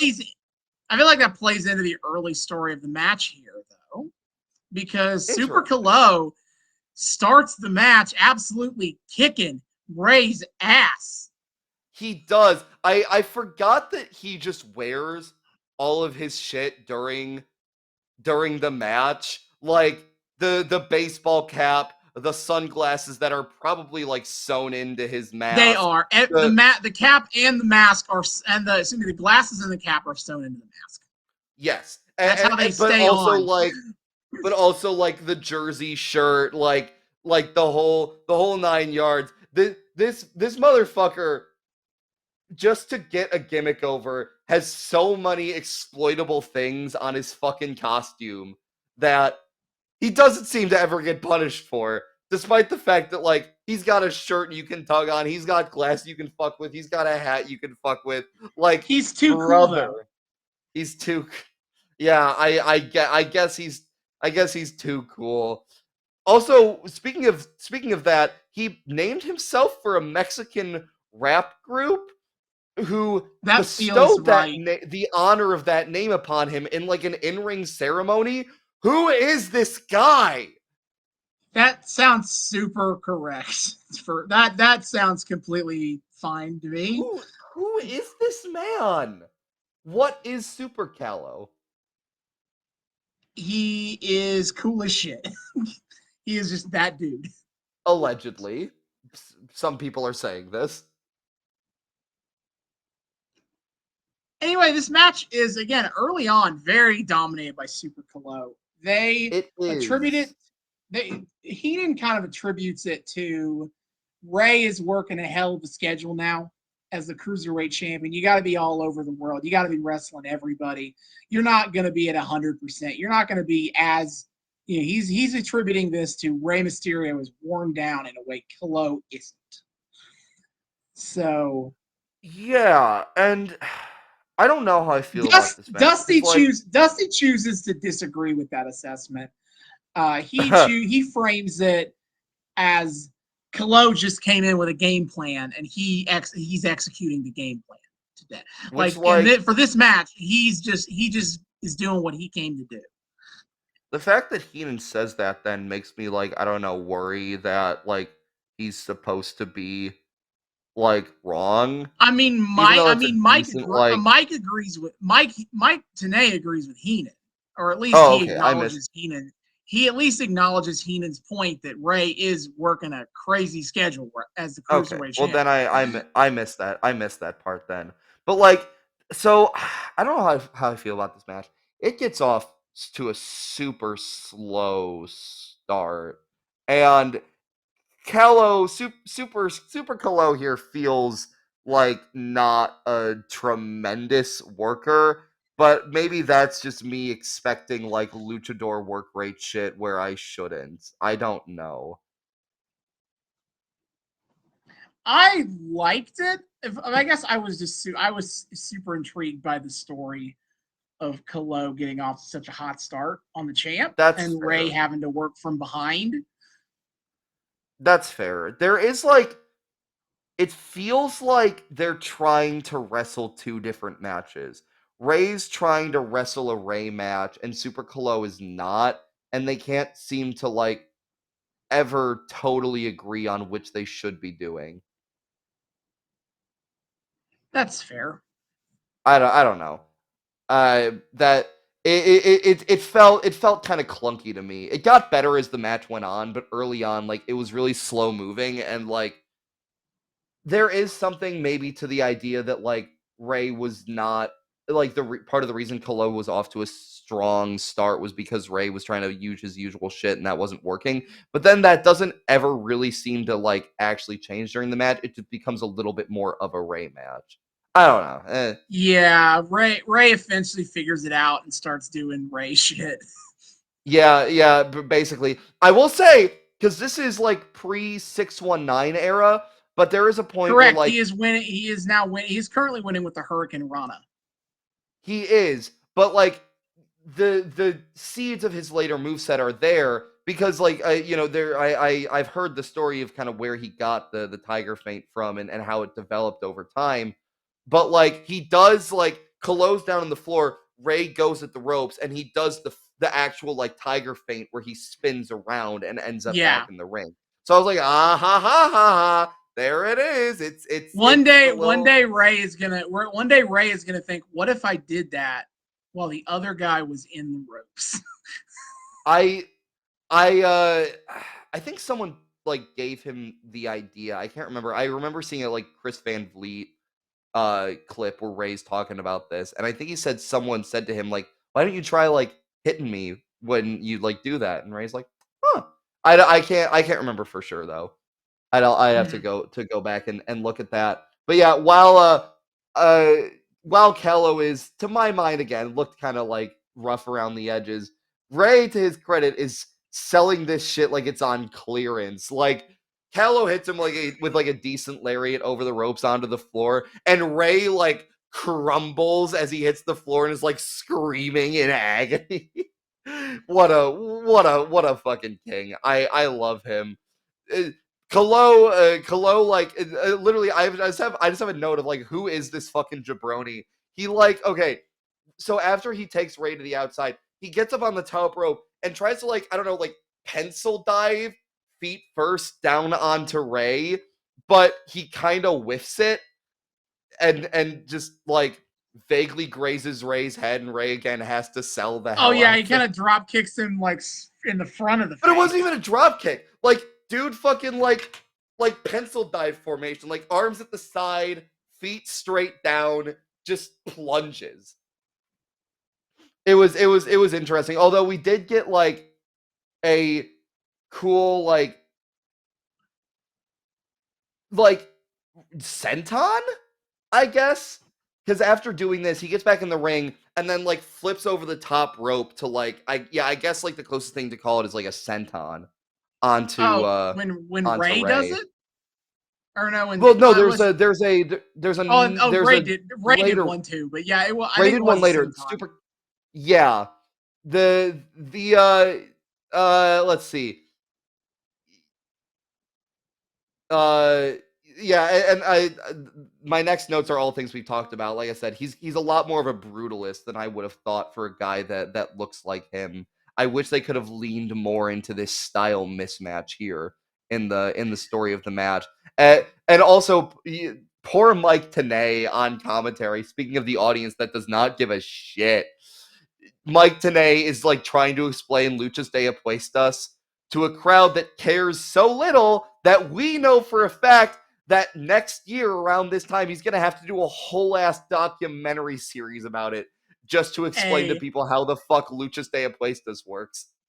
Oh yeah, because at one point in the match, Heenan is like talking to Mike, and he's like, you got all these masked wrestlers in Mexico. It's like anyone try to like pull the mask off, he's like, it was me. I would turn the mask sideways, and the other guy couldn't see. Yeah. Which Mike gives a wrong answer in practice.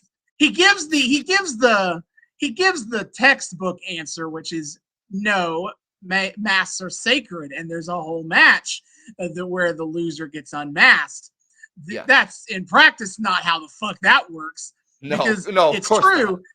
It's true that there is no greater prize to a luchador than their mask, but that of course means that there's no greater cheap heat than yanking someone's mask off. Yup. So of fucking course people are pulling masks all the goddamn time. Tenay's doing his best to like make this shit sound, respectable and I don't know if he's like necessarily what's the word I'm looking for? Exoticizing the culture by talking about it in this way, but he's trying to like explain some of the cultural context even if it's inaccurate. But yes, it is inaccurate to a large extent because he is trying to like play up the grand ceremony of the mask. But again, who cares? Because he's just gonna have to retread this ground in much longer form next year anyway, because no one was paying goddamn attention to him here. I in my keep giving props to Dusty for trying to build off of what Tenay is talking about.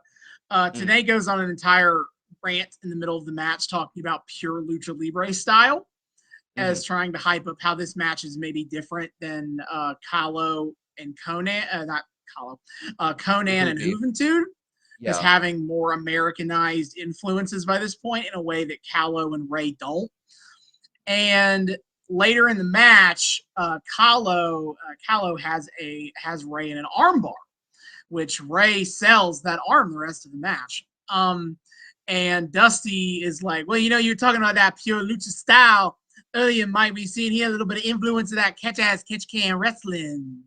Oh, hey, I did catch Dusty talking about that, but I didn't make that connection. Damn, Dusty, look at you being all like cool with it. On the flip side, at one point we have Tony Schiavone tells Dusty that like he just kind of lulls while Dusty is talking, and Dusty's response is "lull." Well, lull on this. What does that mean, Dusty? Oh. Also, I just remembered a good Heenan Dusty exchange. So Dusty was talking about how, like, they're talking about that classic bit about how the champion doesn't have to beat the challenger, champion's advantage early on. They're talking about, and Dusty's like, I know he doesn't have to beat him, but I know, but Ray wants to beat him. I talked to him. I don't even need a translator. I just talked to him, and I knew that he wanted to beat him. And Bobby goes, Dusty, don't ever think that you don't need a translator. That's actually insanely good. God damn, I love Bobby Heenan. Oh my god. So back to the match. Ray has Kahlo against the ropes, hits the top half. This is crazy. So he hits the top half of Kahlo's body with like a leaping crossbody. So like Kahlo's literally like leaning on the ropes. Ray leaps at him, flips into like a crossbody position, hits the top half of Kahlo's like body, flips Kahlo to the outside. Or no. He doesn't flip Kahlo to the outside. Ray then himself flips to the outside, sits on the apron while still like maintaining a hold on Kahlo, and then fucking pulls Kahlo down to the outside. Rey Mysterio is the greatest wrestler of all time. Rey Mysterio in this match is 21 years old. Yes. And is wrestling like this. Yes. Rey Mysterio, he is the greatest wrestler of all time. I'm sorry. I know everybody has their own takes, but like to me, he is like everything Rey puts on in a match is crazy. Oh, the AIDS thing. I have so many. I remembered so much commentary from this match. Oh They my were God. talking. They were talking. It was Kylo was doing it. Was attacking on Rey, and Dusty goes. He's feeling this punishment. He's gonna be feeling this punishment for this match so much. He's gonna have trouble waking up. He's gonna wake up in the morning by the time he's 30. And take it from me because I'm 36 and I have trouble getting up in the morning. Dusty is how old here? He is early 50s in this. I was gonna say pay-per-view. And the commentary team rags on Dusty about his age after he says that. Goated commentary team. This is tremendous. You could argue too many cooks in the kitchen with 4 motherfuckers here, but man, I think it helps that Shivani takes a huge backseat to play-by-play. He definitely does. So it still mostly feels like a 3-team. So it still mostly feels like a 3-man booth. Okay, that is definitely when Tenay is there. Tony's there to like add to the character dynamics. Again, telling Dusty that he like zones out whenever the fuck Dusty's talking. Like completely out of pocket. But yeah, so that's actually a really good point. What else do we have? Oh yeah, for some reason like Kalo like at one point is trying to chase Rey to the outside, and the ref Randy Anderson here tries to stop Kalo from doing this for some reason, like physically restrains him for some reason. Okay, whatever. I don't know. I don't know what Randy Anderson's doing. Who does anybody know what Randy Anderson is doing? Also, shout out to the kid who, when we have the camera on the floor to follow some of this action, just like pokes his head into the shot from behind the barricade. Thank you.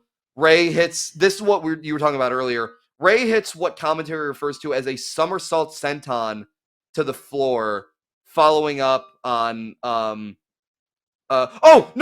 sorry. The Randy Anderson trying to stop Kalo from going to the outside is like, this is when Rey like pulls him over. He like Randy Anderson tries right. to stop. I remember that, and it felt like that was Randy Anderson trying to help Kalo get over the ropes, because Kalo kind of got stuck on the top. Like he was just hanging.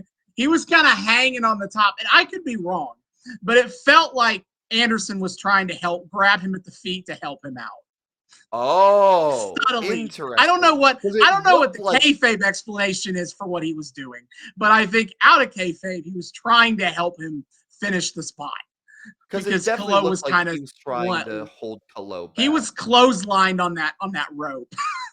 Oh my God! Now I remember what you're talking about. Yeah. So yeah, that was fucking wild. Don't fully. Yeah, that's a good theory though. Is he was actually trying to help. So in that case, kudos. Randy Anderson did a good job at making it look like he was trying to stop that from happening, but also like what? Yeah, like purely from a kayfabe perspective, was like, what are you like in Kalo's pocket here? What the fuck are you doing?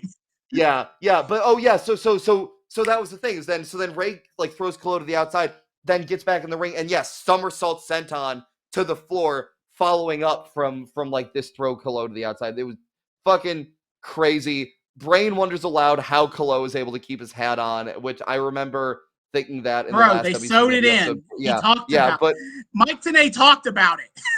But like between this and the Mary Poppins joke, I don't like how many thoughts I'm sharing with Bobby the Brain Heenan. Get out of my head. But no, it's not quite the end of the match.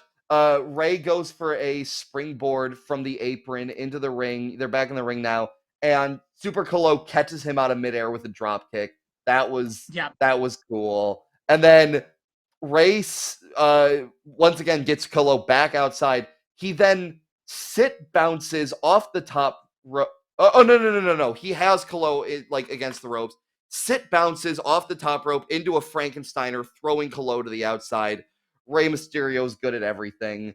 And meanwhile, Brain is on commentary saying he would like to be in a War Games cage with an official. Okay. Stop talking about war games. Yeah, my God, please. There's other shit that exists. I promise you. Ray hops from one top rope to another, into the other.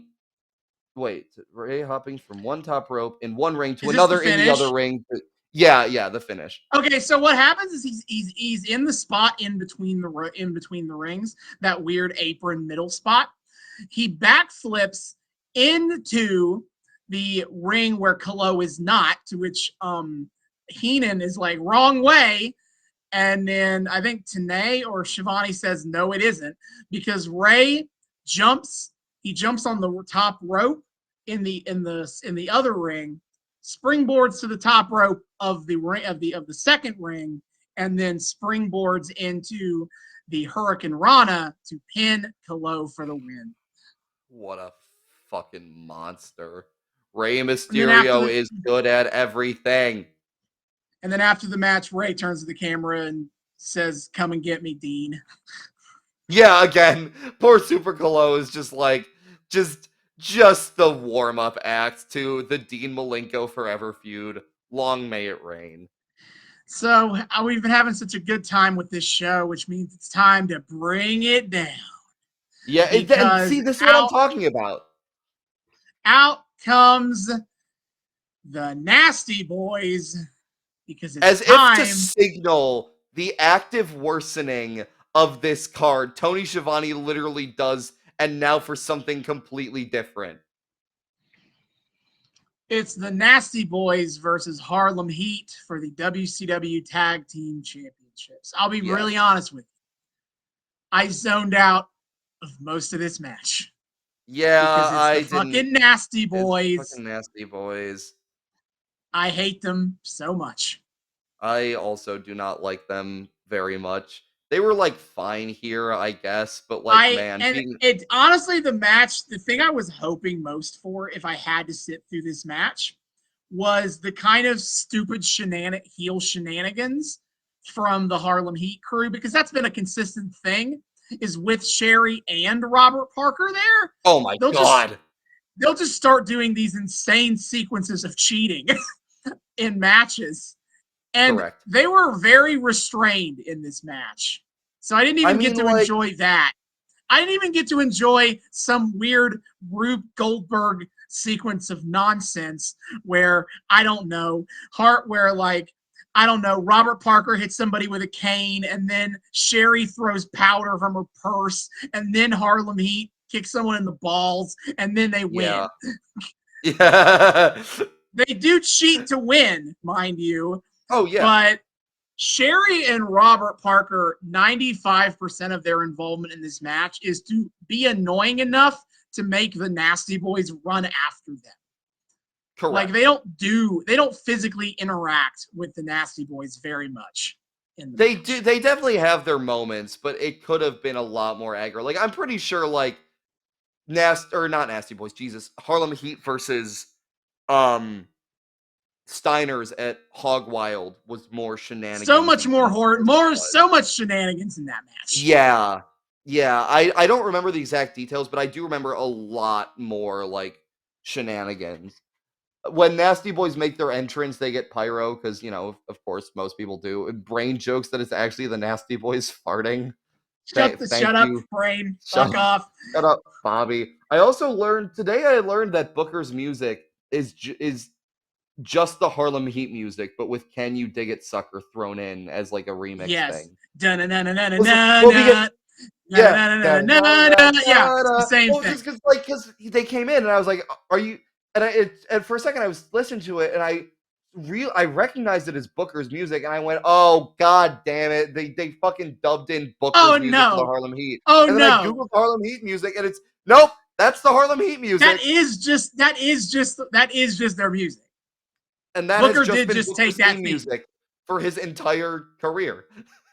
Yep. You credit where credit is due on the consistency there. That most people don't do that. That's special. Yeah.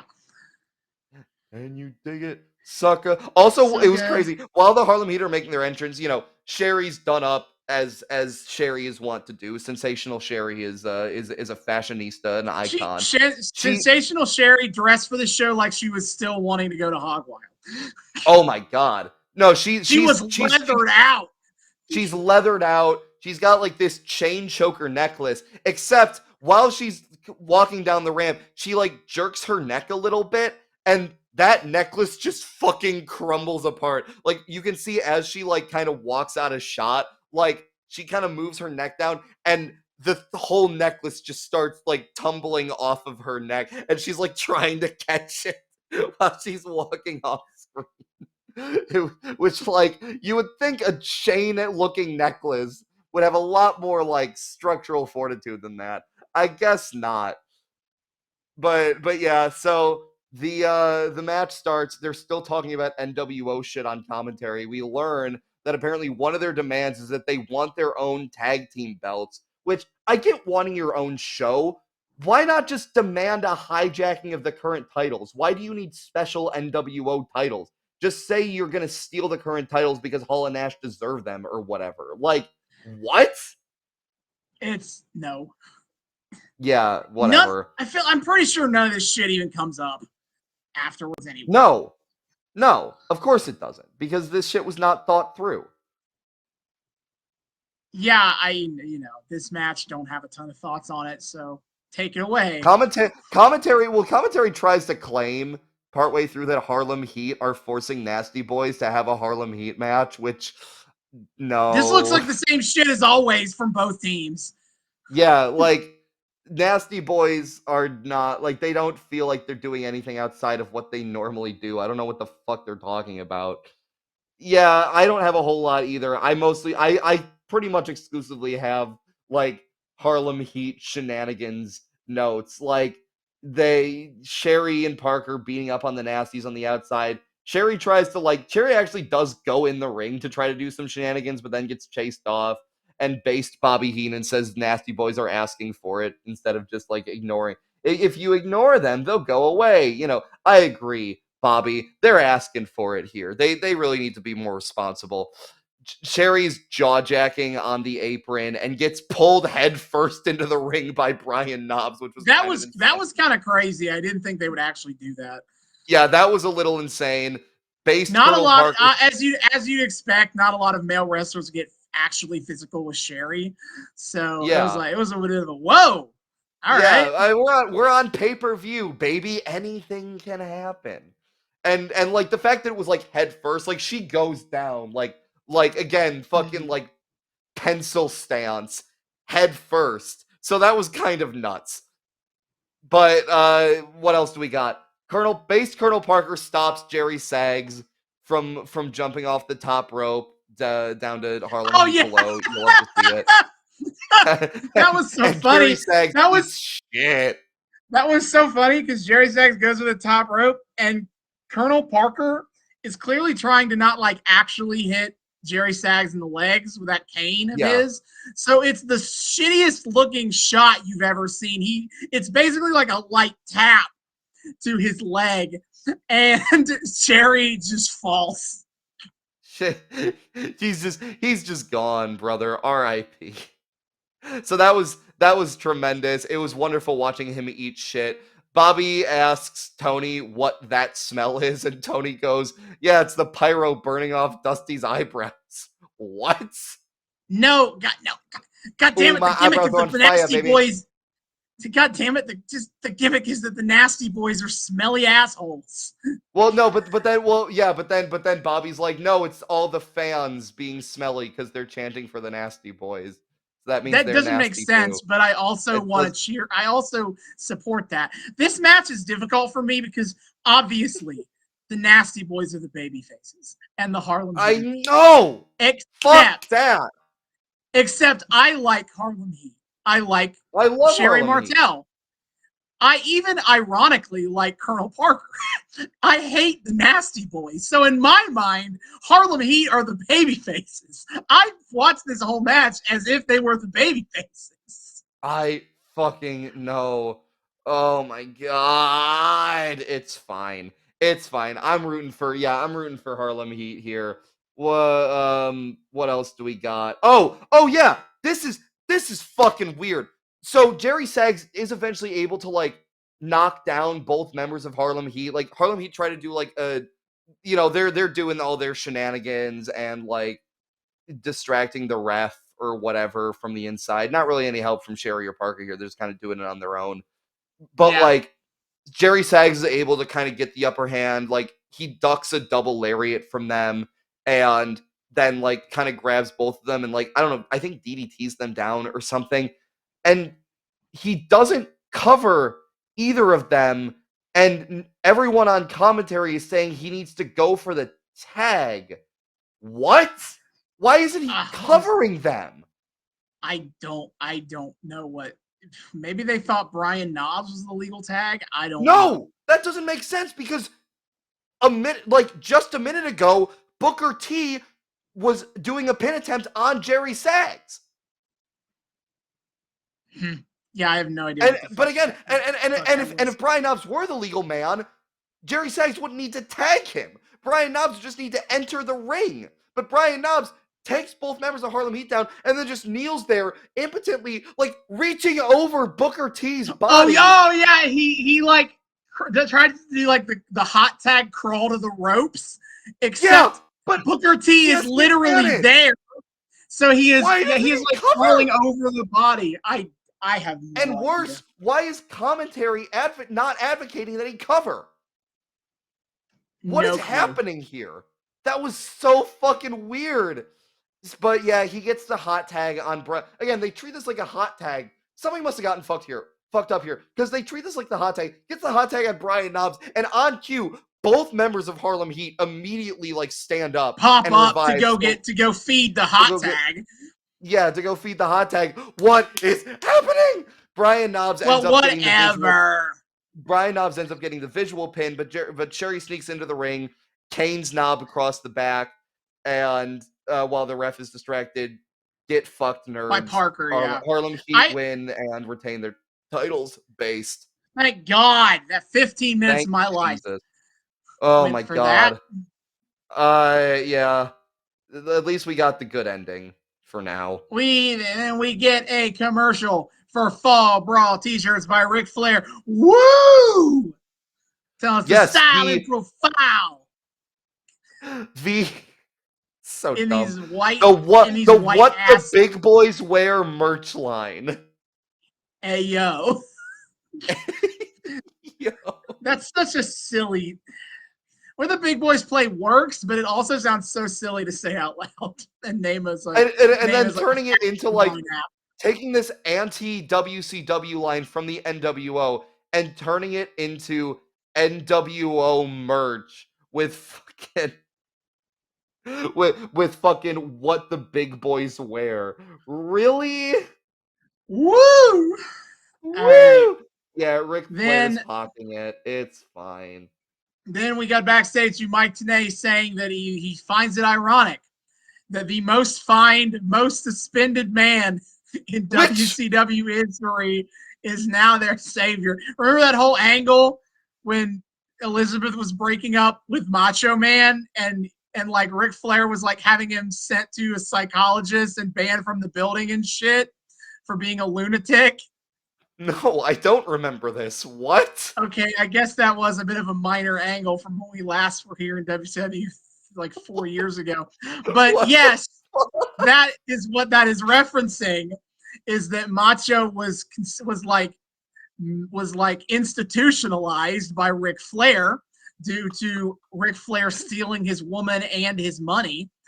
And so he is, I guess, the most fined and suspended man in WCW history. What the shit? Also, labeling him as the savior when he's not even in War Games is nasty business. He's wrestling the fucking Giant. He is the #1 contender to Hogan, so I guess. But that's next month. It's next month pay-per-view where they're going to do that. Yeah, and like, I guess he doesn't need to beat the Giant to like beat Hogan or to that's a good Hogan. Thing. It's a good thing he doesn't need to beat the Giant. But why is he fighting the Giant then? Because they had already they were gonna have this match. Oh yeah, I Because forgot. they planned this match because it was like, why the fuck did you fuck us over, Giant? Like it was initially like, why did you fuck us over by losing the belt? And then the Yeah. Giant turned heel and joined the NWO, and suddenly it becomes another match in the NWO Mega Yeah. War. But like I feel like the NWO could have been like, you have to beat the Giant or else you can't face Hogan. Kind of stupid of them that they No, didn't do that no, at they don't first. say that. They don't stipulate that. They could have They if they could have, but wanted they to. don't. And the Stupid. Macho Man, stop the music, and he agrees it is ironic. He calls himself the evil necessity of WCW, and he's gonna What? step up to the plate and hit a grand slam against the Giant. I don't know why you're bringing baseball into this. I don't know why he's It's bringing just, AEW into this. It doesn't exist yet. it's so weird that they're trying to frame Randy Savage as kind of like the Dark Knight, the evil necessity. He's the, Yeah, you know, what? he is the morally gray hero among the WCW baby Uh-huh. faces, which doesn't feel right. If I had to label No. anyone here as the morally gray figure, would it not be the Horsemen? Would they not be Yeah, the would morally not be gray heroes Rick here? fucking Flair, and also, for that matter, Lex Luger, who like flips allegiances like a goddamn coin in this era. Like, what? Like Randy Savage is a lunatic, but he has been clearly pro WCW the entire time. Yeah, I don't understand what's going on here. It's Want yeah. to shout out, by the way, Randy Savage's attire, which is a cut-off WCW Nitro shirt. Oh yeah, he's hawking the merch right after they have the fucking Flair ad. Yeah, and then Savage said he's going to take on Hogan at Halloween Havoc, and he's going to do what I do best and rip the black heart out of Hogan's chest. Good, great, love it. And then so they're heading to the ring. It's time for the Giant versus the Macho Man. And this Yeah, is this is, certainly a and Nick match Patrick is that reffing, of happened. course. Yes, Nick Patrick is reffing, of Why do they keep course. letting this happen? Again, this doesn't make sense unless Bischoff is like NWO, but that clearly wasn't in the cards because all the other shit wouldn't make sense if it were in the cards. Yeah, I don't Like, understand how they keep letting Nick Patrick be the referee to it's these so matches. stupid. There's no explanation. Again, could have made a story beat out of this. They didn't. Why? Because Eric Bischoff didn't feel like thinking this angle through. But yeah, it certainly happened. I will say they like not a great match, but like This, I despite the think fact that like um, you go ahead, then I'll say my part. well, I was just gonna say like despite the fact that Big Show, Giant, whatever, moves like a slug, he his early career like feats of strength are kind of crazy. Like the way he gets to show off a Mm-hmm. little bit here, he uses his size well, even if he moves like ass in the ring. Like there was a crazy bit where he's on the outside with Macho Man, and he fucking lifts Macho Man up for a press slam and press slams him over the ropes back into the ring. Like there are That was extremely few crazy. people in wrestling who can do that. That is crazy. Yeah, like Savage starts off hot, and then Giant takes him down and kind of controls the match. I think last time I talked about the Randy Savage doesn't give a shit TV match formula, where if he's in a Yeah, you match he did. doesn't Yeah, care you about, did. when Randy Savage is wrestling on Nitro and it's a match he doesn't care about, the formula is that he gets beaten up, and then in the last 30 seconds he hits all of his signatures and wins. This match has that exact formula where the Giant beats the shit out of Randy Savage for a The good ever or loving for a good shit. long time. And nothing that interesting either, to be honest. None of the No. moves in the match were really interesting to me. Well, Um, I I thought guess it it was was neat like seeing. I guess it was neat seeing Giant hit a Boston Crab, but other than that, yeah, that's a good other than that, I got nothing else for you here. well, they do like it's done with so fucking little fanfare, but like they do have a moment where Randy Savage slams Andre or slams Giant Hogan and Andre style. But again, this is the okay. Now he's hitting his moves and he's gonna win True, but sequence. like He how hits, often do you see like the Giant get like slammed Hogan and yeah. Andre style? So So like he there was body that, but it's slams done with the, so little fanfare yeah, that because like that's not the you story. blink and you miss it. The crowd Yeah, he pops hits the for it, body. but like no one on Yeah, commentary like whatever. he slams the Giant. He's going up for the elbow. We cut to the entrance where we see Hollywood Hogan. Mm-hmm. Now, Savage doesn't see Hogan, so he go ahead and does the elbow drop. Then Hogan by this point makes his way to the ring and distracts him, and he's like, "Come and get me, Randy," which I don't But know why like baiting Randy him in goes the most along with this. obvious way possible.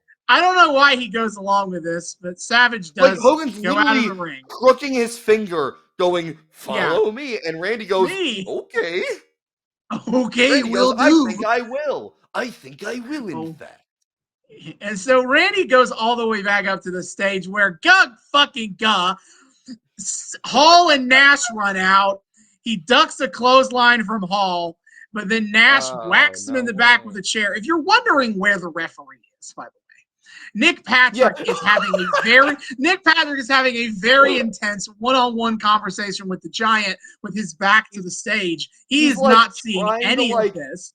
he's doing like a fake like concussion test on the Giant. I saw him doing the follow the finger thing. Yeah. Like So Nick Patrick is he's not trying. watching any of this shit. So the NWO stomp out Savage. They carry him all the way back to the ring, roll him under the ring. Nick Patrick having missed all of this. And the Giant pins Savage 1, 2, 3 for the win. Okay, it's fine. It happened. It happened. And then we get a commercial for Halloween Havoc 96 with Randy Savage in his best orange and black Slim Jim ass outfit. Yeah, yeah. Are you afraid of things that go bump in the night? And then of course it's wrestlers taking bumps. Are you afraid of things flying through the air? Top rope shot. You know how it is. Very cute. I also learned today that 2 Halloween Havocs in a row took place in Detroit. Halloween Havoc 94 and 95 were both at Joe Louis Arena. That's neat. Interesting. Yeah. All right. Then We cut we go backstage. backstage. Ric Tanay is Flair's hair is here interviewing to Team WCW. yeah, he's interviewing Ric Flair's hair, who's doing a very good job at flopping around like it likes to do. So I mean, they have nothing interesting or new to say based compared to like they're saying the same shit they said last week when they were talking about Sting betraying them. I did like one line delivery from Flair where he goes, "Shortly, very shortly, the Horsemen kick ass." He's so excited that he can say ass on pay-per-view. Yeah, and then Sting comes into the room. Weirdly, they frame him so you never see his face. I feel like that ties into what they do in the main event. But he comes in and Luger is like, hey, keep it short, keep it sweet. He wants an explanation. And Sting said, it wasn't me. And Luger says that he looked Sting in the eye last week and he knows it was Sting. Oh, really? We're going to get to that. He doesn't believe Sting at all. And Sting goes, if you don't believe it, so be it. I'll see you in a while. And he walks out.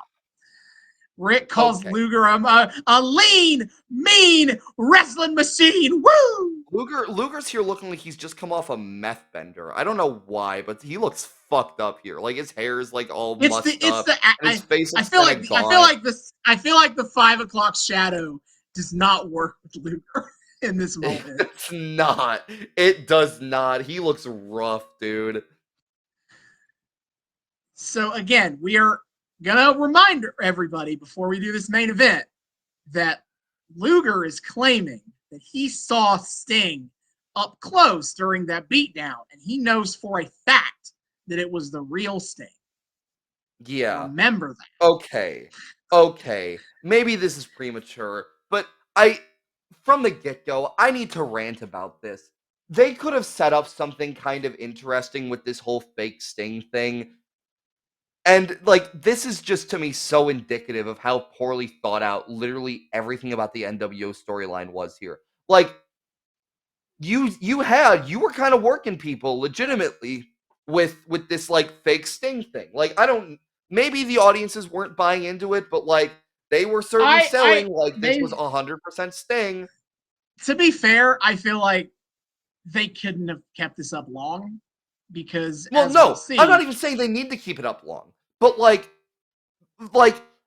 you could have done like fake Sting shows. Okay, so I'll preface this by saying we go to why can't I remember his name? Buffer.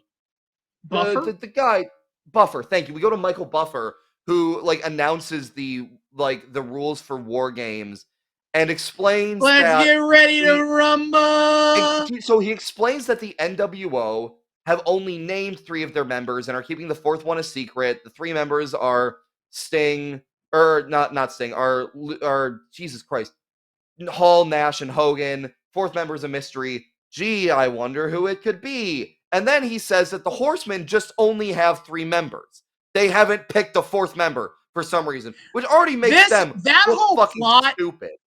That whole plot is so silly to me because all night on commentary, Bobby Heenan especially has been alleging that like the whole fucking locker room wants in on this. Like, what do you mean you don't have a 4th member picked? Like, I know why they don't have a new 4th member because I know what the payoff here is.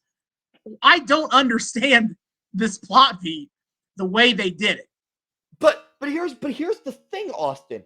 Is like A, it makes everybody look fucking stupid, but B, it ruins any kind of like cool moment they could have actually had with this angle. They ruined it as soon as like real Sting showed up in the locker room to be like, listen, it wasn't me. Like to me, this is so obvious. You have NWO, like maybe if you want NWO to like act like it's a surprise, whatever. But to my mind, NWO announces Sting as the 4th member of They should be saying, we got fucking Sting. Yeah, they should announce they have Sting as the 4th member of their War Games. They should get literally anybody else to be the 4th member of Team WCW, be it Mongo McMichaels or literally any random motherfucker in the back who's chomping in the bit for a chance to go up for this. And then Sting comes out as the 4th man, fake Sting comes out as the 4th man for the NWO, and then the timer goes off for the 4th man in Team WCW. He doesn't show up. Turns out that the Giant and DiBiase have beaten down whoever their 4th man is in the back, but then lights go out, Sting is here. Like real Sting shows up. Real Sting is here. This is so obvious to get a great little pop moment out of it. And like, again, you couldn't have kept it up for long. I don't know how many people in the audience you actually had fooled, but you could have gotten a great moment out of this. But instead, you ruined any sort of surprise and then made everybody look like fucking dumbasses in the process. Holy shit. I do feel like you had to reveal it on this episode, if only because 100%. But I'm saying you could have revealed it in a way that like was cool. A lot cooler, yeah. I feel like in terms of keeping up the rib about fake Sting, you got lucky last week that you filmed in a rainstorm. So it's easy to kind of obscure this looks like Sting. And as we'll see, them being in a double cage helps a lot with their ability to pretend that like fake Sting is real Sting. After this, there's no way you can play it off. Because in broad daylight, super obviously not Sting. So I think I feel like you had to reveal it here. But I agree that you could have done it way cooler. Yeah. No, revealing it here was the objectively correct call. But oh my god. Actually, like, think about how to create it. Like you created the Hulk Hogan 3rd man moment. You know how to do this shit. How did you fuck this up this badly? Oh my god. It's like offensive. Like, I feel like this moment, because Sting's part of this is fondly remembered, and so I think a lot of people probably remember this overall pretty well. But I agree, it's logically not great because even though in spite of Sting playing it great in the match. And we will get to real Sting here. So, as a reminder, 2 men start every 2 minutes. After 2 minutes, there is a coin toss, and the winner of that coin toss gets the man advantage. It is so funny to me that they didn't already do the coin toss, even if I know who wins the coin toss, because the match doesn't work if the baby faces ever win the coin toss.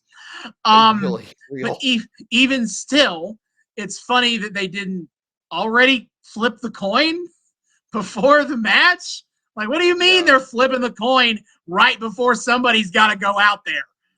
Yeah, what? Then it keeps. Yeah, I've also and not then, seen a War Games match be determined with, like, the man advantage be determined with coin flip before. I'm used to, like, modern day, there's, like, a lead up match to determine man they advantage. come up So with it's something. interesting. Yeah. Yeah. And then obviously it keeps going until every member is in the match. Then you can win by either surrender or submission. WWE and AEW, I think. Does AEW use surrender submission rules? I forget. For blood. It's definitely surrender. I don't know about, like, if you can submit, but I know surrender is one of Yeah, them. because WWE does not try. WWE uses regular pinfall submission rules. Oh, really? They do Oh, yeah, they not do, try because it's like that. Because it's like that in 2K. Yep. Yeah, WWE does pins. WWE's War Games is Triple H fixing all the things he doesn't like about regular War Games. So they have an open roof and they have pins. Okay. Thanks, But Paul. proper fucking War Games has a roof and you can't pin anybody. Fuck you. Yeah. I don't know what he's on about there. I'll be straight up with you. The action in this match is pretty boring. Yeah. The fuck it is. It is a lot of punch kick fests, and every entry goes the exact same way of a hot tag run-in, essentially. Yep. It's super uninteresting to watch. Yeah. This is what I was talking about. I fucking hate this match. And it gets worse. But, like, already to start, like, and here's the thing.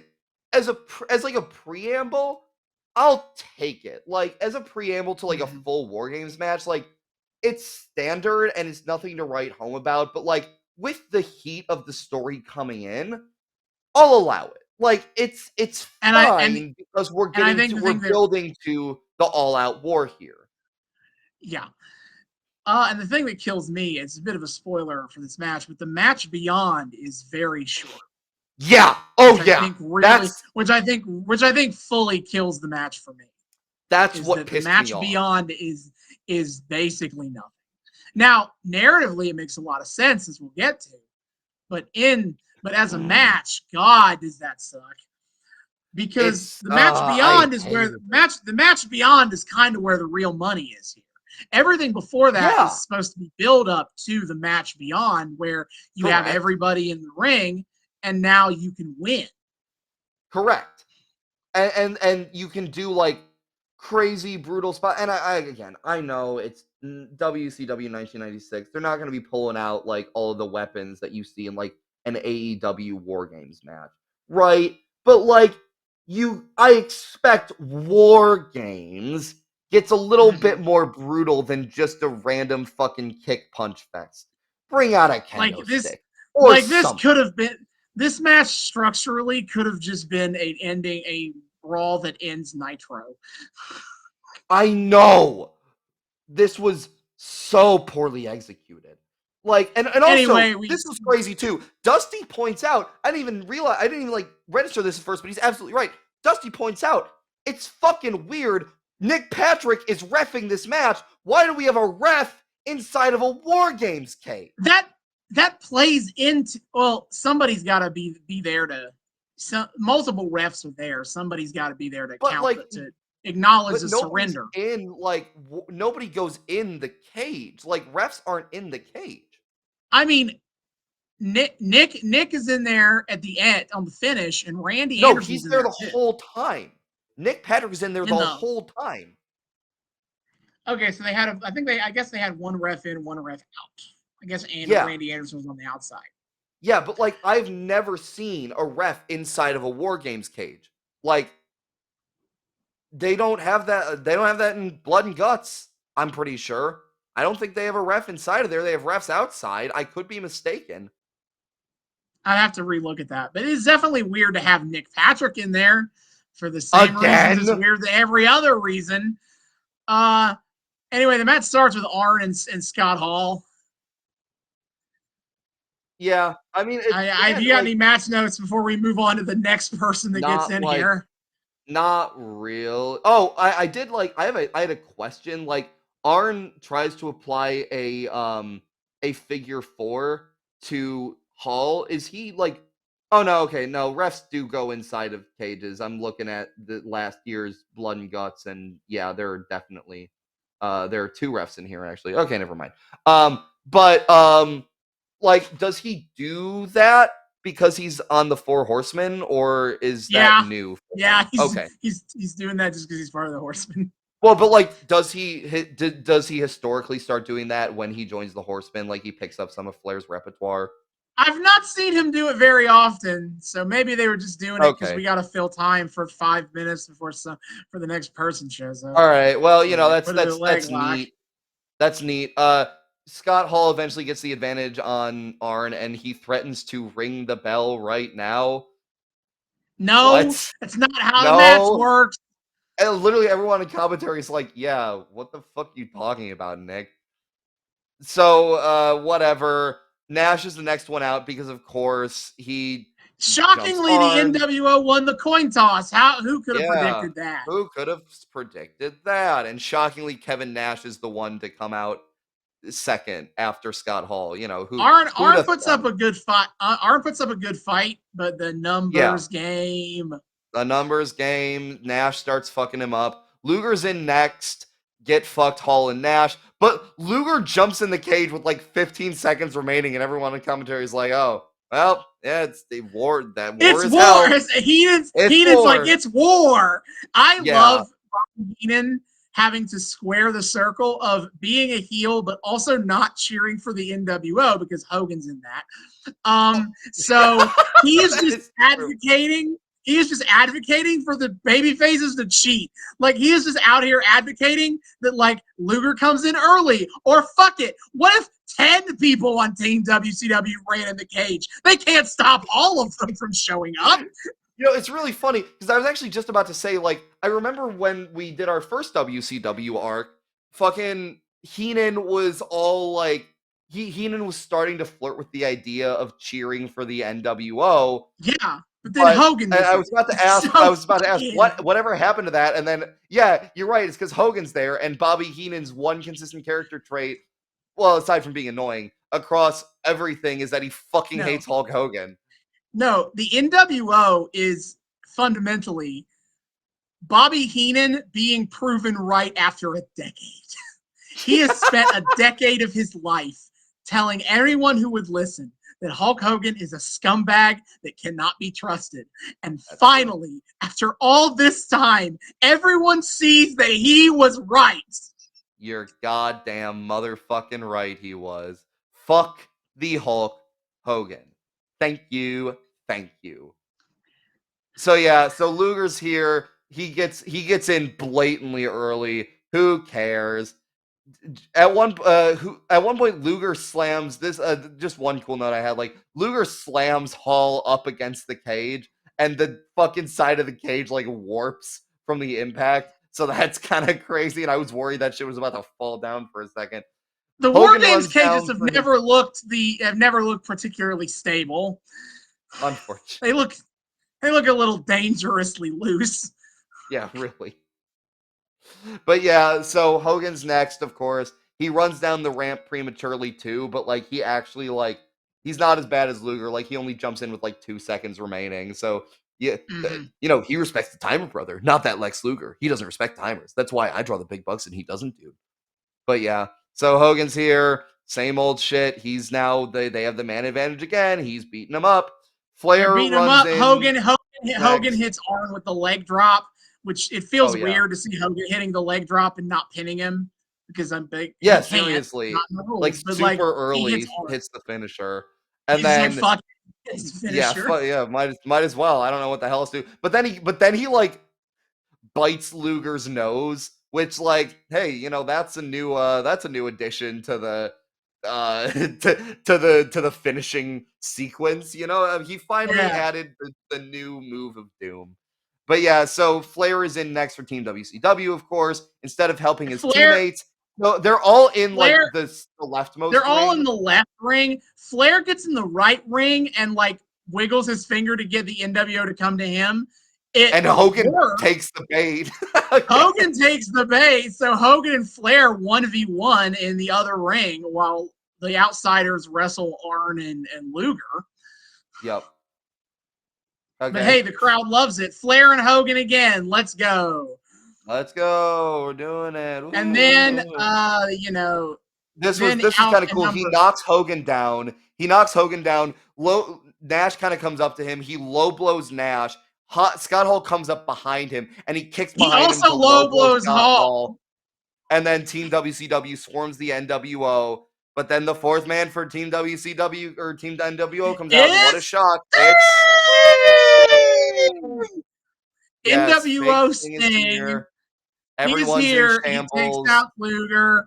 They're like, oh my God, he's actually a traitor. He hits everybody with his signature moves. He does the pound the chest. He does a three-way stinger splash. He does the woos. I will give the production credit because we are still pretending that this is real Sting. They do a really good job of not filming the face. Suddenly, this portion of the match features a lot of far out hard cam shots to where you Hmm. cannot get a close look at Sting's face Which is as he smart does the move. production wise. Although you don't get a great shot of the action then for a lot of it, which is, No. unfortunate. But But whatever, then, as the countdown is coming, Dusty's like coping on commentary. He's like, "We got somebody left. We got somebody left." And Shivani's like, "Who?" And Dusty's like, "I don't know." everybody on commentary is kind of like unsure what's about to happen as when the countdown runs off. And what do you But know? it's Mongo Real McMichael. wait, what? Real No, of Sting course. appears. Yes. Real Sting comes out and solos the entire Team NWO. Four Which is on one, awesome. absolutely annihilates them. Yeah, except for some reason, he's wearing exactly what and fake Sting is wearing, exact same trunks, and worse than that, exact same face Well, paint no, colors. He's it is wearing not the NWO. exact same Okay, trunks. no, it's It's not. not because Real Sting has the scorpion on his pants. I Oh, I noticed thought fake that. Sting also had a scorpion. No, fake Sting Oh, has I was just plain imagining black shit. pants. Oh, okay, so he's got a scorpion, but he's wearing NWO colored makeup. He's Just got black and white face paint. I don't know why you yeah, do that, Sting. yeah, like fake Sting also has black and white makeup, although it's in an evil pattern. It But is a different pattern. it is a But different yeah, pattern we to show get that the he's face to evil. face. We got a face to face for the first time of the NWO Sting. And no, despite Jeff Farmer's best efforts, he does not look that much like Sting in No. the face. You can Which, tell but it I is mean, we don't not, need to hide that anymore. yeah, which again makes Luger look like a fucking moron. Because Yes. what do you mean you looked Sting in the face and knew it was him? How do you look at Jeff fucking Farmer, even in the rain, and think that's my best friend of a decade? You fucking idiot. It is really egregious. So Like, Sting also hits all of his moves, but this time on all of the NWO. And then after that, everyone has stopped fighting. Team WCW is kind of just standing there in shock, realizing that they were wrong about yes. Sting. And they are like pleading with Sting. Sting walks out. He walks to the other ring And he points at that and he goes, "Is that enough for you?" And he walks Yeah. out of the match. Which, like, okay, I can understand them wanting to, like, do that because, I can understand them maybe wanting to spoil the surprise so they could have, like, Sting showing up all pissed, like, "No, that wasn't me," and then Luger not believing him, so then it is a justification for him to come out, wreck shit, and then leave. But, like, I feel like you still could have done that even without, like, ruining the surprise. I feel like Sting could have come out, wrecked shit, but then, like, Luger tried to be like, "Oh my god," and Sting basically went like, "Fuck you," and left. Like, you Like, could have run with as that. messy of this plot beat is and how they executed it, Sting's part in this is fantastic. Yeah, I mean, He Steve comes Borden just in. tremendous at portraying Steve this Borden's shit. great, and he. I think this is a really like betrayed Sting is an interesting small period and is part of the progression towards the Crow. Is Yes. how Sting has been the loyalist soldier for WCW pretty much ever when you look at the history of it. And some dude in the rain dresses up as Sting, and suddenly everyone believes him to be a turncoat. And Yes. even his best friend, Lex Luger, is convinced it's him, that he has betrayed them Mhm. all. Yep. And so he comes in, proves he is the best of all of them by annihilating the NWO, and he leaves because they didn't believe him. They don't deserve his support. Yes. He's not going to help people who would so easily believe him a traitor. And it's Sting is such a character that never truly stands up for himself. He gets turned on constantly by his Yeah. partners and friends. Oh my god. So it feels Especially nice, Lex fucking Luger. especially Luger. So it feels nice for once, Sting being like, you know what? You're a bad you have been bad friends to me. I'm not going to help you. Not tonight. Correct. Yeah, it's a And great he moment. And it does make a lot of sense knowing that this is our lead in to, like, emo Crow. yeah. So but then And it we will makes get it more like, from this on the next Nitro. We'll get a lot more yeah, from this. but it just kind of makes it all the more disappointing that they had the makings of a really strong angle and strong performers to do it with, but like they couldn't, like, they took away so much of like what could have made it even cooler. Like, so much potential was wasted here. Whatever. Yeah. But anyway, Sting leaves, and now it's Yeah. 4-on-3, and the Whoops. NWO just kind of dominate from here. The match ends when fake Sting puts the Scorpion Deathlock on Luger, while Hogan also puts in a front face lock. Note, interestingly, Nick Patrick claims that Luger surrendered.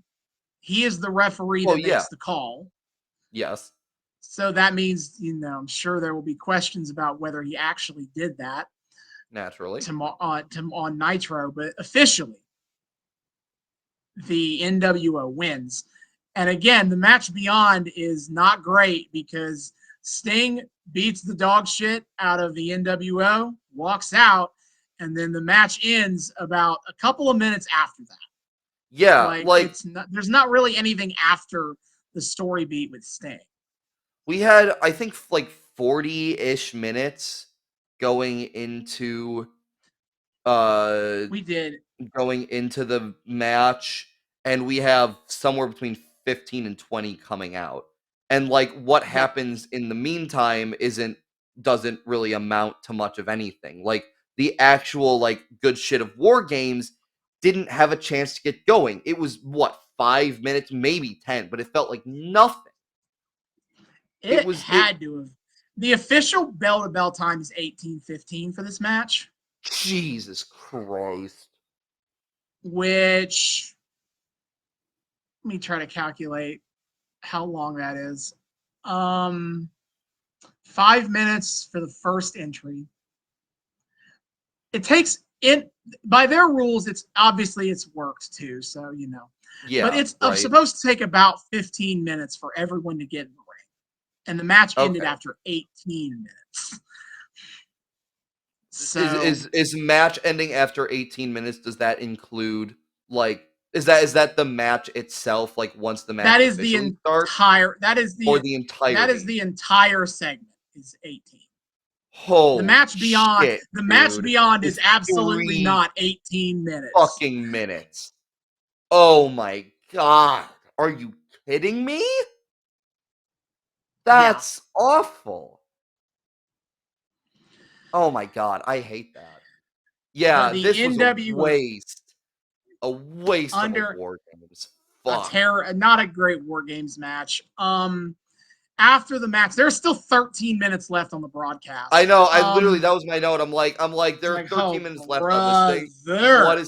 What is happening? Randy Savage and the Giant Well, come back out to join in on like the post-match well, beatdown shenanigans that happen. first they're just NWO and Horsemen are still brawling. The The cage Giant, gets raised. yeah, Savage runs out to even the odds, and Man, I was he gets Hogan in the ring. Hogan is begging, please don't hit me. But that was a ruse because out comes the Giant who beats down on Savage. And I the was NWO coping is so hard, dude. I thought for sure they were gonna find an excuse to like restart the match. I was coping so hard. Oh my no, god. afraid not. So NWO is being down Savage, and Elizabeth runs out.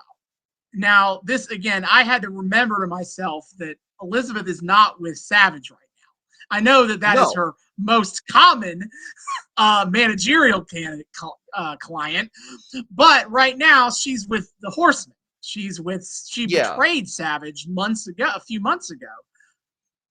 But this beatdown affected her so much she could do nothing but run to the ring, cover Savage, and beg Hogan to leave him alone. And like Heenan's over here And like theorizing that she's like in the NWO, that she's joined the NWO. Heenan is out here trying to remake the magic of being right at the bash. Yeah, which is really funny. No. So Elizabeth jumps on top of Savage, and Hogan instead spray paints her back of her dress. Yeah, she's wearing like a white NWOHH. dress, which is kind of cool. NWOHH. It is And like it is cool, but like, bro, like, wow, this is such a great use of our like War Games match time. I'm so glad we're doing this. we're just doing the post-match bits here. Hogan gets a mic and he's like, these two losers made a sacred oath that they would be together till death do them part. And courtesy of the NWO, we are going to make that happen. And Yeah, that was fucking. he spits on Elizabeth. They pull Elizabeth off of Savage. The Giant they spray paint Savage NWO, and they Spray paint choke slam. NWO, and They the choke slam Savage again. Chokeslam Savage again. Giant like gets in the camera after spray Oh, and painting I love NWO. that. I love that. He's you know, like, you know, you know. I think I'm Michelangelo, maybe Da Vinci. I'll be the greatest artist in the world. Why the and fuck then is it War Games happening right now? Oh my god! And then Hogan comes over to and then he comes over to where the Giant is, and they both look in the camera, and he's like, one more time, brother, whether you like it or you don't, it's the best thing going today. Giant is struggling so hard through this. He clearly does not remember this off the top of his head and is like desperately following Hogan's lead. And then Hogan walks off and Giant goes, thanks for the movie contract, by the way. Kill me! Oh my god! Why aren't I watching War Games right now? So they continue to beat up. They get we go to the commentary desk, and they're like, this is disgusting. This is terrible. And then Hogan and the NWO come over to the announce table. Hogan brings a sign that says, this is NWO country. Mm-hmm. And then the commentators get out of there, and the NWO take over the mics and just start riffing. And then they're posing for the cameras while the officials are helping Savage and Liz to the back as we fade to black on the show.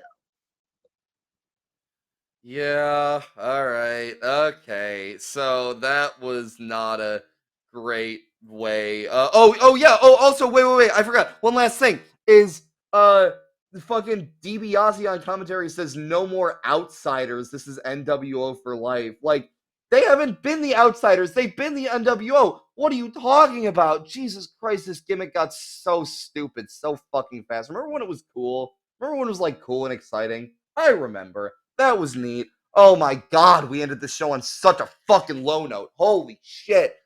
See what I'm talking about? The back end of this card fucking sucked. We ended this pay-per-view on a Nitro main event segment. I know, but like, do you see what I'm talking about? It was a lot rougher after Mike Tenay left. Yeah, and like even then, like I had to be won over a little bit on Rey Mysterio versus Super Calo, but like man, those last 3 matches killed it. Like it like I was excited for the War Games. I was like, I know this is about to get stupid, but War Games has got to deliver. It's fucking War Games. I didn't think it was possible to fuck up War Games this bad, but every decision was the stupidest one, which hey, funny enough, is kind of a great tagline for the NWO storyline as a whole. Holy shit! Oh my god! Yeah, it did not end on a great note here. I preferred the first hour and a half of the pay-per-view for sure. I agree. The first hour and a half was solid, but man, when you fuck up War Games on your War Games pay-per-view, I'm sorry, no matter how good the rest of it is, like that just like kills it.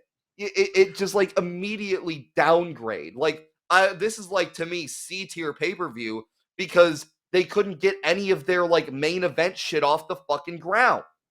Oh my god. Very classic WCW pay-per-view formula here of like near heatless bangers in the mid-card, and then all of their main event stuff kind of sucked. Yeah. And was messy garbage. Yeah. Hate it. Yeah. So, but we're here now. Sting has, and we'll be back in the next Nitro to see the fallout of Sting's actions at in War Games, and maybe there'll be follow up to the NWO's 1,000 Demands. Who knows? I doubt that one, but it's a nice thought. Maybe. Possibly. For next time on this podcast, though, it's time to take a trip to Reseda, California, 2012, for a little company known as Pro Wrestling Guerrilla. Yeah, we're starting our PWG arc. That's cool as hell. Yep. As we are watching we're going to go ahead and kick it off with one of the biggest shows, what is considered one of the greatest shows in the history of PWG. It's their 9th anniversary show. It is Three Mendes 3. Three Mendes 3. I have no idea what that means. Because their first pay-per-view show, their 3rd anniversary, they named Three Mendes. And so their 6th anniversary was Three Mendes 2. And now their 9th anniversary is Three Mendes 3. Okay. Main event being the highly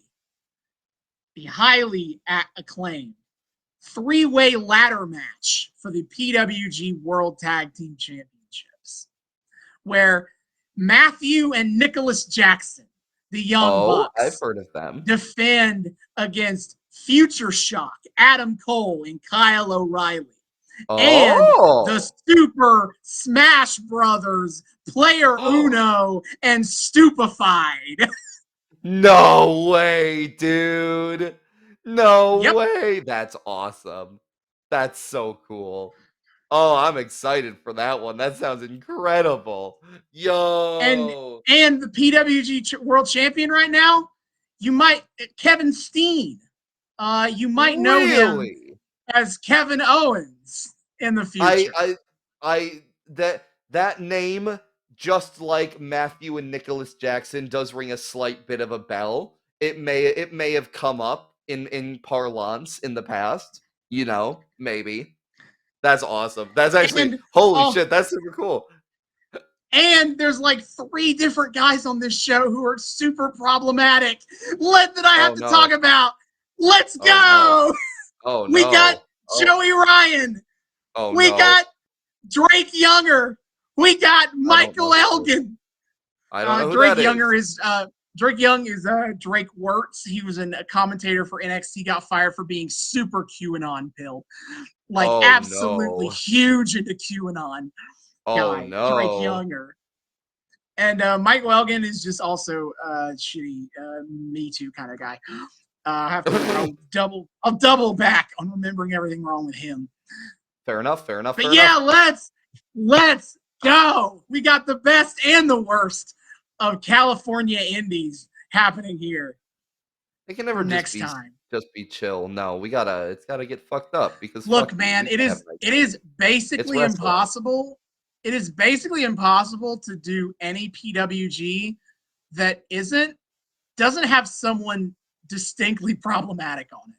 Between like Joey Ryan and Marty Skrull, I can't avoid them. Oh no. I can't pick a show without either of them on it. It doesn't exist. I've never seen like Marty Skrull before on anything. I mean, we'll see. I have plans for shows that involve Skrull. He's really good, you'll see, but it's like, God damn. Yeah, well. But anyway, we are heading to the American Legion post number 308. American Legion Hall in the golden age of PWG. Oh. We do like golden ages. But yeah, that is for things that are good for once, for the most part. Yeah, well, we're giving it a try. Okay, we'll make the attempt. Yep. Until then, David, hit our plugs. Yes, sir. Oh man, it's been like 4 months since I've done this. Let's see if I can remember let's see if the spiel is still in there. Dear friends, dear friends, thank you all so much for joining us on yet another episode of the Noobs and Knockouts podcast. We are so delighted to have you here. First time, returning listeners, viewers, all that good stuff. Thank you so much for once again welcoming us back from hiatus and welcoming us back into your eardrums, your eyeballs, whatever it is you use to consume our content. We're just so happy that you're here and that you're having a great time. And, just keep hanging out. We love you guys. New people, hey, hi, how's it going? Welcome to the show. We here at the Noobs and Knockouts like to think we are friendly to both noobs and knockouts alike. So whether you're brand new to the wild, wacky world of wrestling or you're a veteran of all the weird bullshit, either way, we're just so happy to have you here. We hope you had a great time here. We hope things felt accessible to you here. We hope you want to keep joining us every week. I'm going to make sure you know all the ways to do so. First and foremost, of course, you can find us on YouTube, Noobs and Knockouts podcast on YouTube. Hit subscribe, ring that bell, make sure it turns a nice little solid color so you get notifications every single time we drop a brand new episode. Give us all of that sweet engagement on our videos, likes and comments. That helps us out a lot in the algorithm, and more people listening, more people joining the party, joining the discourse, whatever. It's a good time.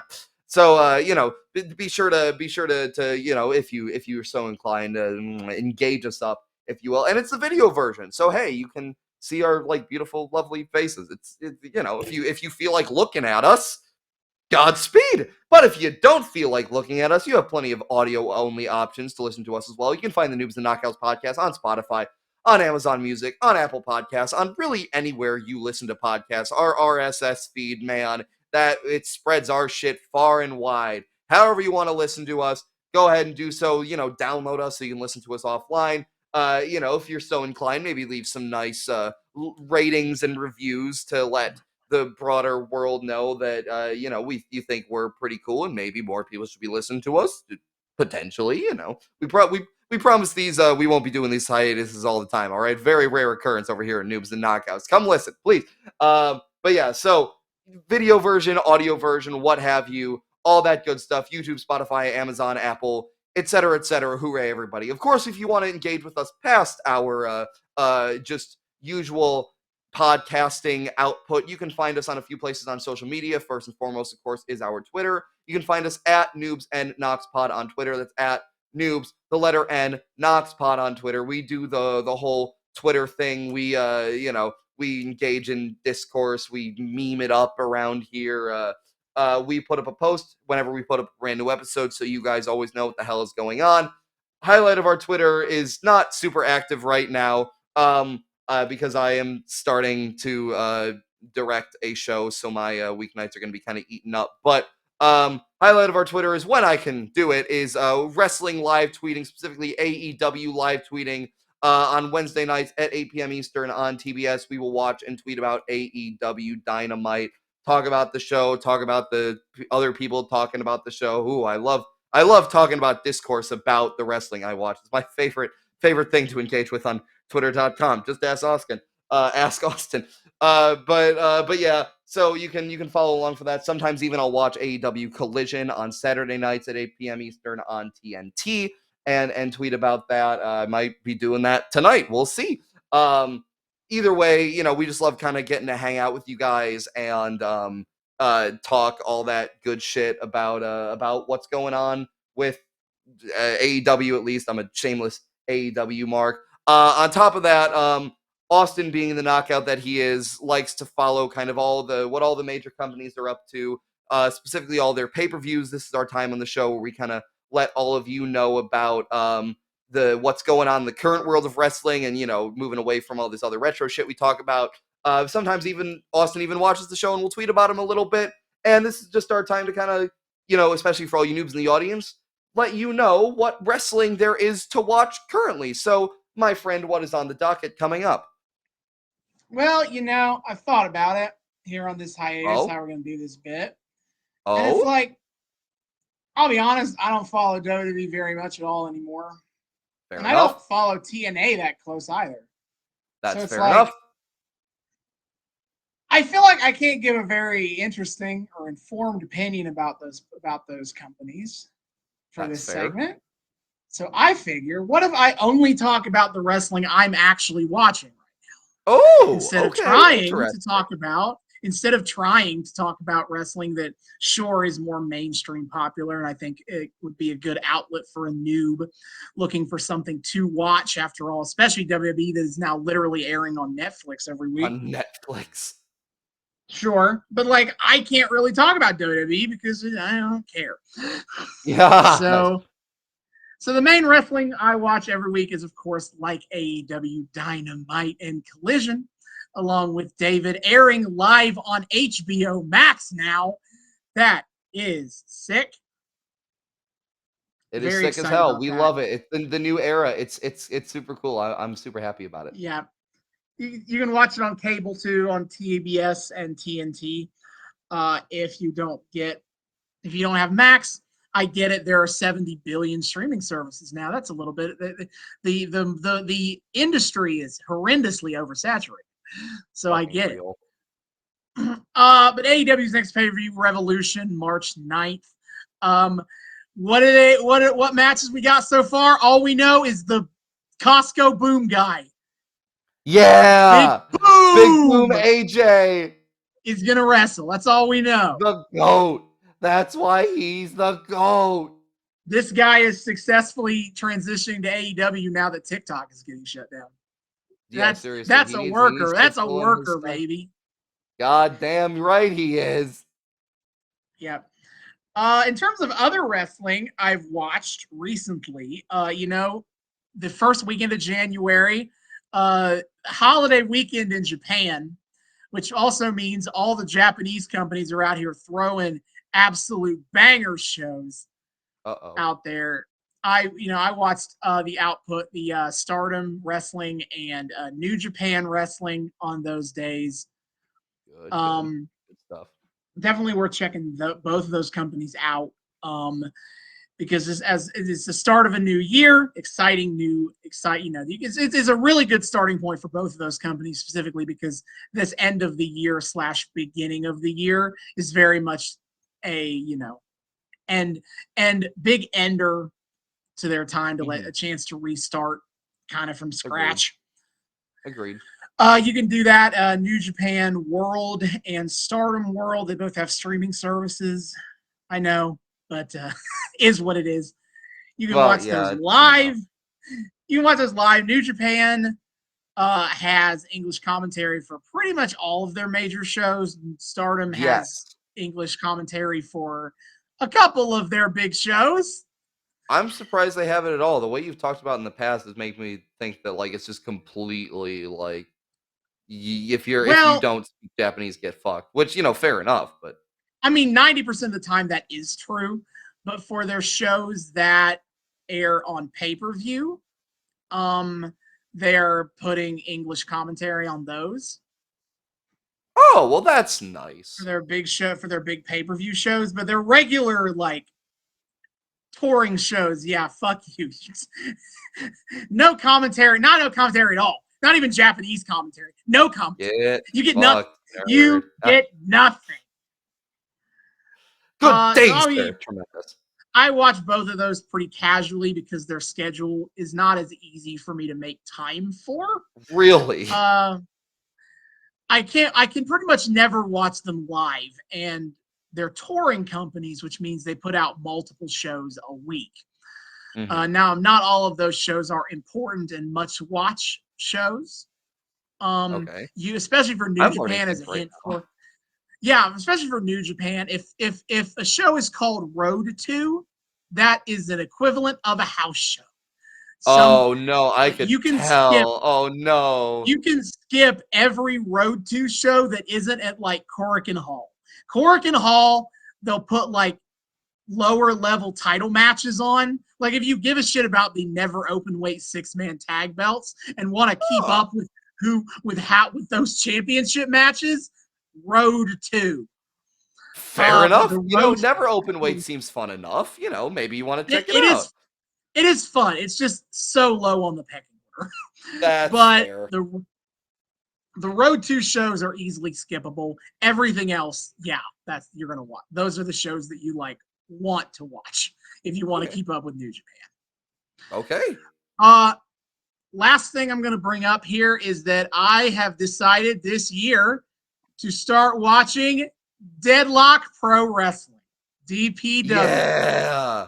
It has commonly kind of been treated as quickly kind of become one of the more critically acclaimed indies out there today. A lot It of people seems have a lot really of good. positive things. It does. So I want to give it a try. So I've signed Fair up to enough. DPW on demand. I know. Ooh. And they have a live show this weekend that will then be on their streaming service next weekend. All of their shows hit their service on a week delay, except for the live shows. So next week, hopefully, I'll have something to say about DPW. You already know. Look, I need On them to come out of their January like I don't know 25th. 3-state rotation and actually like come my way for I tours. definitely want. I would absolutely love to see them live. I know they have some like just a ton of fucking acts in there that I love. I would pop so hard for a DP Dub show. But yeah, that is what's going on in my wrestling world, right? In my Fuck world, right no, now. I love that. No, that's actually like cool as hell that you're kind of taking taking a different tack with this. We can like evolve this into its own like post show segment at this point. But yeah, so check all of that out. Austin knows what the fuck he's talking about. His recommendations are good recommendations. Do it. Do it. And follow us on socials. On top of that, of course, if you want to get in more direct contact with us, you can email us at noobsandknockoutspod@gmail.com. That's noobs, the word, and knockoutspod@gmail.com. Just talk to us over email. Say hi. Tell us what you think about the show. Request things for the show. Start discourse, yell at us because you think our hot takes suck or, agree with us because we're big brain boys and we're always right. Your prerogative. Either way, we just love hearing people. We love to say hi back to people talking to us. So yeah, come chat with us, noobs and knockoutspod@gmail.com. And of course, finally, if you want to more directly support the show in perhaps a financial sense, you can do so on our Patreon. We are also the Noobs and Knockouts podcast on Patreon. The link for that is in our Twitter. $1 a month gives you early access to episodes and a shout out at the end of each episode. $0 a month, well, it gives you a shout out at the very least for now. Our Patreon's small enough for that, but we do like money. But anyway, shout out to free tier member Gabe Chavez, as well as $1 friends of the show Sugar Daddy, El Lucha Dead, money, and I subscribed on Patreon, and all I got was this stupid shout out. Thank you all for your wonderful support. It's greatly appreciated. We love you guys. We're so pleased and honored that you're willing to kind of back us up like this. And guys, even a single dollar a month helps us out tremendously. That shit accumulates over time, and it gives us money that we can put forward for this show and make things better and all that good stuff. So if you want to directly support us there, you get some cool perks for doing so, and the more support we get, the more we're able to give back to you guys. So if you would like to contribute, enjoy your perks and help out the show. Everybody wins in this scenario. So all of that, of course, on Noobs and Knockouts podcast on Patreon. Once again, the link for that is in our Twitter. See y'all next time. Hasta luego.